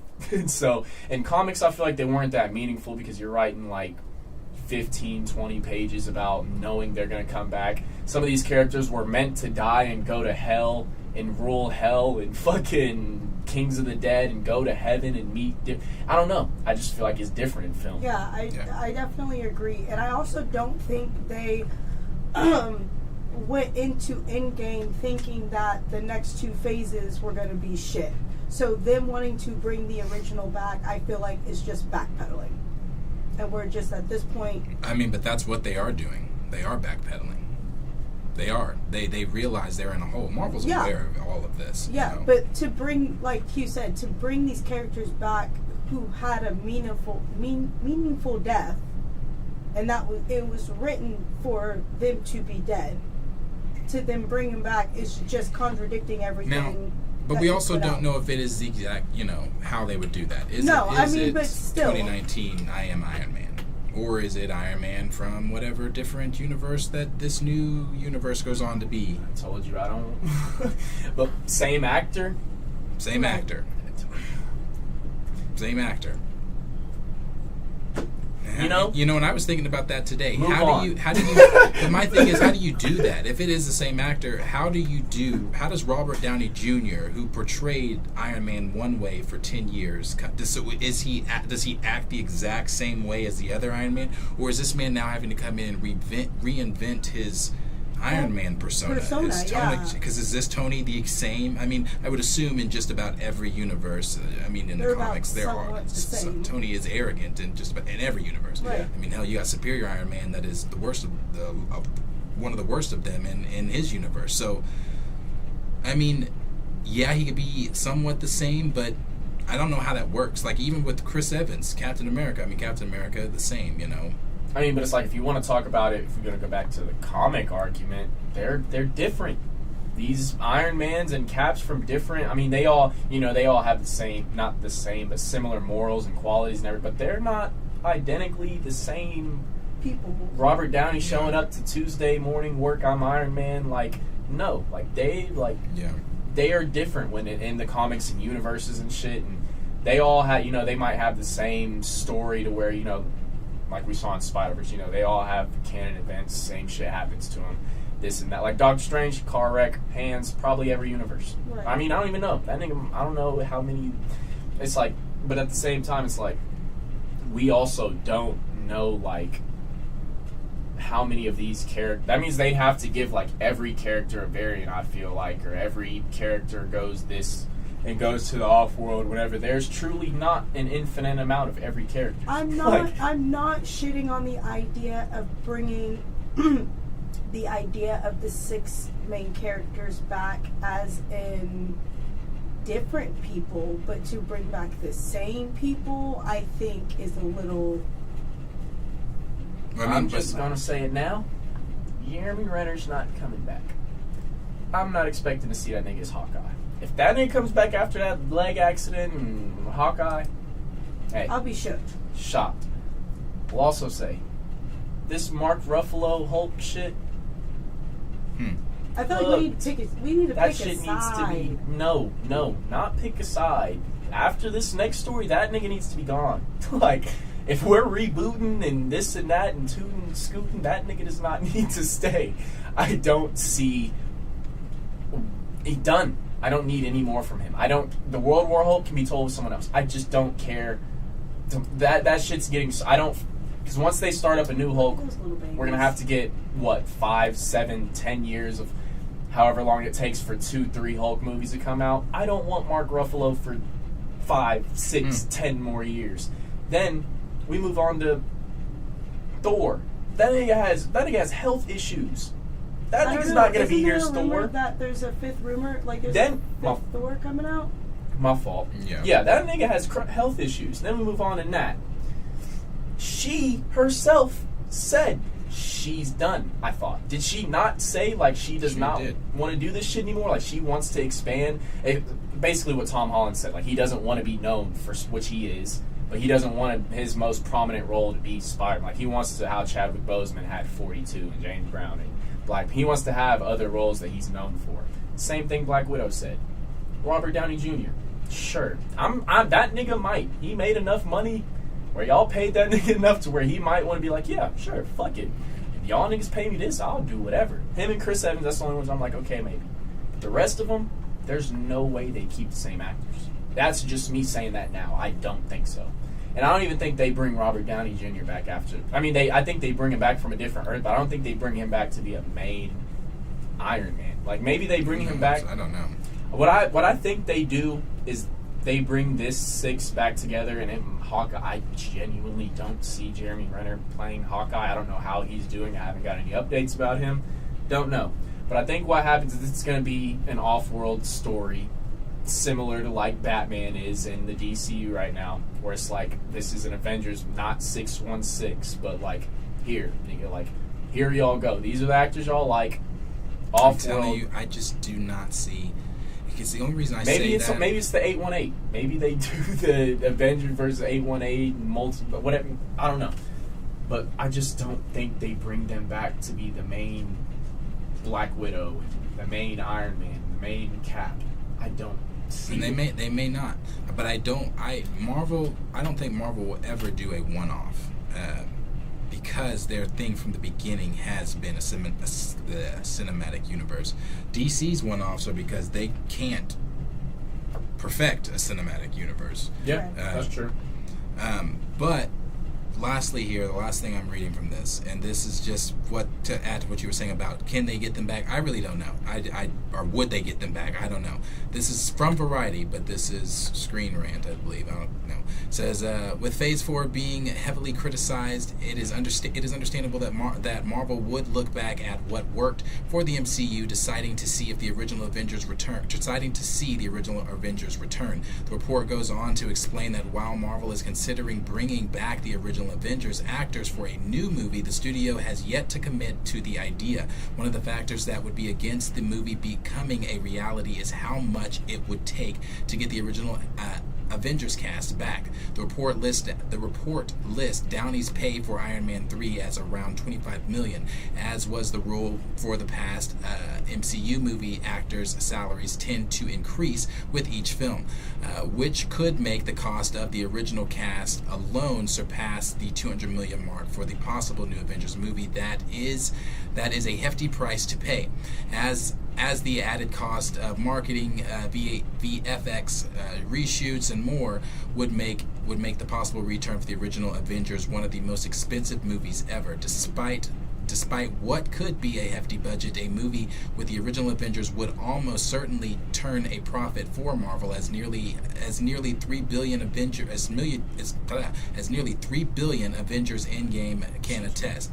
Both Marvel fans and critics alike have criticized the post-Endgame MCU for feeling aimless and having a drop in quality. While the possible film would go against the new Avengers team that was being set up, the movie could turn the MCU around as beloved characters return to get the audience that dropped the MCU back. It stands to be seen if the original Avengers will get another movie, but if they do, the MCU will be better for it. So, but even then, so let's say they get this movie and they bring him back, then what? Exactly. I mean, it's I guess trying to move forward, and I guess, I don't know, repeat the same magic in a bottle you did with the Infinity Saga with this group again. I don't know. I mean, but then it goes into the whole stuff. I mean, how old is RDJ? You know? Oh no, I'm that's why I'm saying it won't be the actors, in my opinion. Yeah. If they bring back these actors, it cannot be for a Phase 1 through 3 saga story. No, it just can't be. Like, right. I think they could bring them back as characters that are in the universe on different planets or different universes or different timelines that eventually cameo in some stuff, and then they're all on their own world together in a separate, and the MCU starts doing stuff where we're kind of bouncing back from world to world, and then eventually I don't know, but I just don't see. I just pointed it out. I'm telling you, like, that nigga, like, he has health issues. Like, I'm not laughing at him having. I'm laughing at the fact that Marvel waits so long, and then they let the Red Hulk. How old is that nigga? You said 80. Were you being serious? I believe Harrison Ford's in his 80s, I believe. Yeah. 80. Like, Hugh Jackman is how old? With skin? Like, it's just crazy to me. They wait this time thinking they have they think tomorrow's promised. Yeah. And they wait all this time and make these Harrison Ford is decisions. 81. And I just feel like when you run a universe and you have stuff like that, I just feel like you always have to be thinking about the next step. We talk about it all the time. Some of these actors and some of these characters need to be younger when they're casted. And so it's a timing thing. I don't think RDJ wants to be 50, 60 playing Iron Man. I just don't see it. I mean, maybe a couple of them. The only one I really see is Chris Evans, if I'm being so honest. And see, even with that one, that's the one I have a hard time seeing because it took convincing for him to even do it the first time. Yep. Right. You know, and he's even said he loves playing that character and things like that, but... And he's, like, just now getting to the point where he's, like, trying to branch off of that Marvel title. Like, instead of, you know what I mean? Like, he's branched out and done different movies. He's married now. Like, I don't think his mindset is... That would be the one I would be the most shocked that they would get back, is Chris Evans. Yeah. Now, do I think that all these characters are coming back for Secret Wars? Yes. It's just the beyond that is the question. Yeah. The question for me isn't even, like, the beyond that in terms of character. It's in terms of actor. Yeah, it's not because in terms of character. If they want to, I am back. all for bringing the original Avengers and us having stories of, because like you said, comic book, that happens. They go tell Avengers stories 10 years later. And so I'm fine with that and stuff. But I'm not fine with them prepping a whole phase around are they going to pull Gamora on all of them? Old like, ass actors. We're going to get the same actor who plays the same character, but not from the same timeline. So we're getting a different character. You know what I mean? Like, I mean, I don't know. I just know that that if you have time and you want to read that article in depthly, I suggest it. It just spills a lot. It spills a lot that maybe Marvel wanted out, maybe they didn't want out. I don't know. But there's a lot in there that it just... They broke it down. Yeah. Yeah. And so who knows? Who really, truly knows what is going to happen? We have to wait and see. And I think a lot of it is impending on November 29th's trial. If that trial goes south for Majors, then I think Marvel already has a plan A and a plan B. Plan A is currently the current direction. Plan B is if he is proven guilty, we pivot. Mm-hmm. And I think that they've made that decision. I really do. I think that is on the table. So you think if he's guilty, they're done? I think they're going to pivot. I don't see, and that's there's just been too much behind the scenes. I don't even know what and that's where I feel like we have to figure it out, because if it just comes to a situation where, he's bad for publicity, he's bad for press, everyone's talking negative about him, we don't want him around. I mean, I don't know. I mean, I feel like it has to get to a situation. This would be my ideal situation, because like you said, I don't know how we do Secret Wars without Doom. I've already established that I prefer Secret Wars get pushed back and a little more established. I don't see why we don't. And shit, I mean, it's tough saying that, because let's say that nigga Majors is guilty. Let's say he did some unspeakable shit that they're like, no, nigga, we're taking you to trial because we really do have some shit on you. And so, I don't know. It could be a witch hunt. That nigga could be guilty. I don't know. And so we have to figure that out. But let's say it's a situation where the trial's long and gets a lot of press and some bad stuff comes, but he's not guilty of anything. Mm-hmm. What do you think that they just completely disregard Kang and his story? Because I think the preference for me would be they go the route of doing Kang's dynasty, but you also establish Doom for Secret Wars, and I think Kang's dynasty needs to be its own thing, separate from Secret Wars. I think we've talked about that a lot. I don't even see how you're going to connect this one team going for this one into Secret Wars whenever he's not even the main villain in Secret Wars. We've always said Doom needs to be there. Right. And so I think that would just be me being optimistic and hopeful that they do right by him. Not saying they would, because like you said, they could completely pivot, disregard him. Hey, you're done. They could completely tell us we're no longer going to John. We're switching it up. This movie's coming out here. This, that, boom, boom, boom. Doom is now. We've cast Doom. They could come out in a video. It could go crazy whenever this trial happens because we know at the end of the day, unfortunately, it's Disney, and so it's like I just don't think that. I don't know. I just don't think that they can. You know, and Get rid of them just with the eggs they've put in their basket and set up on the timeline. I think that a story has to be finished regardless of how it goes. I don't think the trial can end and then they make their decision. I think that he makes an appearance in the MCU after the trial, regardless so of if he's guilty or not.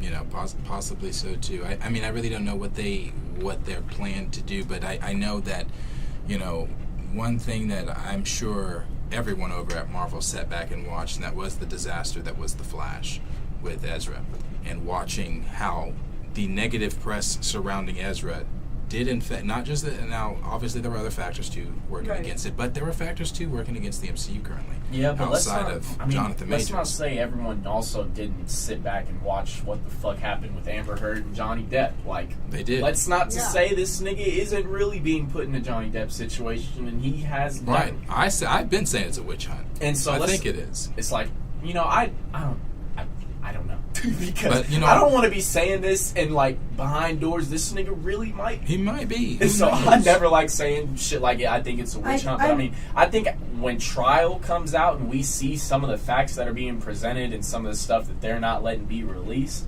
I think then we can determine if it's a witch hunt. Because at the end of the day, it's New York City. If you know anything about our justice system in New York City, that shit is this. You know how DA make their money? This. Like, celebrity money cases like this. Like, and so, this is the crazy shit in, like, How to Get Away with Murder TV shows where, like, niggas are swinging the jury and this and that. Like, that shit really happens in New York. Well, you know, I've seen people on Twitter, like Raymond's saying now, you know, they have I've seen the whole Josh Brolin argument. But see, what people fail to realize with that argument is just because we see and know Josh Brolin, it's no different than Dana White and all the shit that was going on with that and how that just... It's all picked and choose. If they want to ignore Josh Brolin's past and keep him on as Thanos, as we clearly saw they did, they're going to do that. I said it an hour ago. Did that nigga not touch that kid? Yes. Miss Marvel's dad. If they want to ignore something, they're going to sweep it under the rug.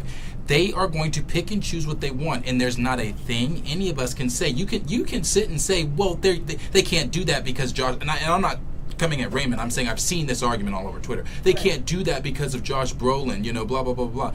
That doesn't mean shit. Oh, yeah. If it meant something, shit, that he'd have a job. We just watched Ezra Miller being the Flash. Like, if it meant something, he'd have a job. Like, for sure, lockdown, Kang's Dynasty's on the way. We've all said from the jump, since this whole incident has started, like, it is hard to say how we feel about it because there hasn't been much evidence or much proof that's really been out there. So this trial is really going to say a lot of what has not been said in the last couple months. See, here's my complaint, and like I might be my last and final thought on this situation is they've known about this since it happened. Exactly. Since he went and got arrested for it. And this happened a minute ago. And so they still proceeded to put all their eggs in one basket with Loki. They still proceeded to let Loki Season 2 come out with... not Season 1 I'm talking about. With Season 2, they let that come out. Yeah. Did all that with Timely. If these last 2 episodes are still Kang-centric, then I don't see why they... I mean, I do see why they would, but I don't agree with how they've just kept him along so long, and then, oh, he did something bad, let's just get rid of the nigga. I mean, I understand it, but at the same time, we know that's not the route they would go with everybody, and so it does just suck to see that. I do agree with you. Like, they did put all these eggs in this basket for this one person, so, and they have to finish the story. They already started the story, and they have to? No, they don't have to. It is the multiverse. I mean, they don't have to, true, but at the end of the day, like, I don't think they would have invested all this time, money, and put all these eggs in this basket to not finish somewhat of a story. Now, whether they phase him out and start going a different direction, like, okay, I wouldn't be surprised with that, but he obviously has a presence in the timeline now, so, like, a story of Kang, whether it be Victor Timely or the Conqueror or whoever, has to come to some form of end. No, I agree. They gonna do that nigga like Chadwick and lock him up for, bring his real life story to the screen and throw Kang in jail or some shit. Oh, No, believe me, I completely agree, because as you guys are sitting here talking, I'm sitting here thinking, like, I've been thinking about this earlier today. How do you, in Kang's words, burn him out of the timeline? Like, you just saw all those fucking barking ass Kangs at the end of Quantumania. How do you burn him out of the timeline with, like, how do you just eradicate that story? How does that story just go, how do you dismiss that story and then insert Doom? I mean, I don't know. I really don't. And that's the thing. So November is honestly going to be a very interesting month when it comes to news, because we'll have whatever the fuck the Marvels is going to do. Yeah, because that trial's gonna go. Yeah, it is. And then we'll see what's going to end up happening with Johnathan Majors. I mean, we will see. We will see. So, but yes, and let us know what you guys are thinking about. Let us know what you guys are thinking about, Johnathan Majors and everything going on, not just with Johnathan Majors, everything going on in if you read the article, The Crisis at Marvel, the Variety article, everything going on in that article, all of the inside juice and tea that was spilled out to everyone. Like I said, I don't know if Marvel wanted some of that shit out, but it's out. And here we are with it. So we'll see what goes on. But as of now, that's what we know. We don't have time to go through everybody's comments that we wanted to go through, because we were very winded on every topic. But I knew today's was going to be that way because of how extensive some of these topics were, especially with that article. I wanted to go deeper in that article, but it's just later. We can't. Damn. Sorry, almost 11. Yeah, there's a So there's, like I said, there's a lot going on. But we will. And I will say this too. I know people have probably been asking, like, where, and I'm sure these two also, because they come over here on Thursdays for us to film it. Where is you guys' episode 3 and episode 4 reaction? Well, it kind of goes back to kind of what I was saying there about that article there, where he was saying, like, how viewership just in general all around for Loki is kind of low. Since our hiatus, our viewership, it's coming back, but it's been a little stagnant just because, we've been gone. Right. Folks aren't tuning in like that. Some people probably don't even know we're back yet. But, so, yeah, I don't want to do that, and so tomorrow we might do it regular the way we did the first two. So I say we let everyone know we're watching it, and tomorrow might just be like a later day where we finish the episode at 9 and then we can stream for an hour after. I still think that's the route we go. We stream right after. Oh, stream after. Stream before, like we did last Thursday. If we show up early again, if that's the plan, stream before, watch it, stream after. Whoever watches it at the same time as us, come talk about it after. If they don't care about leaks, tomorrow after, we can dive into. That's just me coming discussion from the nigga who ain't got shit to do. If we've got enough time with everything, we can dive into the discussion after watching that episode, because this will be the. Because we know if we wait a fucking week or something, we have the finale, then we have the Marvels coming out. It's just, honestly, we're getting back busy. Hopefully. Yeah. Yeah. So yeah, we'll be back tomorrow for Loki. We'll do that, and then we'll discuss with you guys after. If anybody wants to talk about it after, we'll discuss after. But yeah. That's the news for today. And again, I highly encourage everyone to go read that Variety article. Go read it in its entirety. Stay in the know. I mean, like I said, these are execs and people over there behind the scenes at Marvel that are talking. So, let us know. But we'll talk to you guys tomorrow. Thank you for everybody that was here with us tonight. Thank you for all the likes. If you haven't smashed that like button, go ahead and share the stream. If you have not, share the stream, tweet it out so people can watch it on a replay. We can get some more people in here on these streams, and grow this community. So appreciate everybody. We will see all of you guys in tomorrow's video for Loki. Again, we'll discuss tomorrow Loki after we stream it. So like, subscribe, share with your friends. We'll see all of you guys in the next video. Enjoy your night. Peace out. Peace out.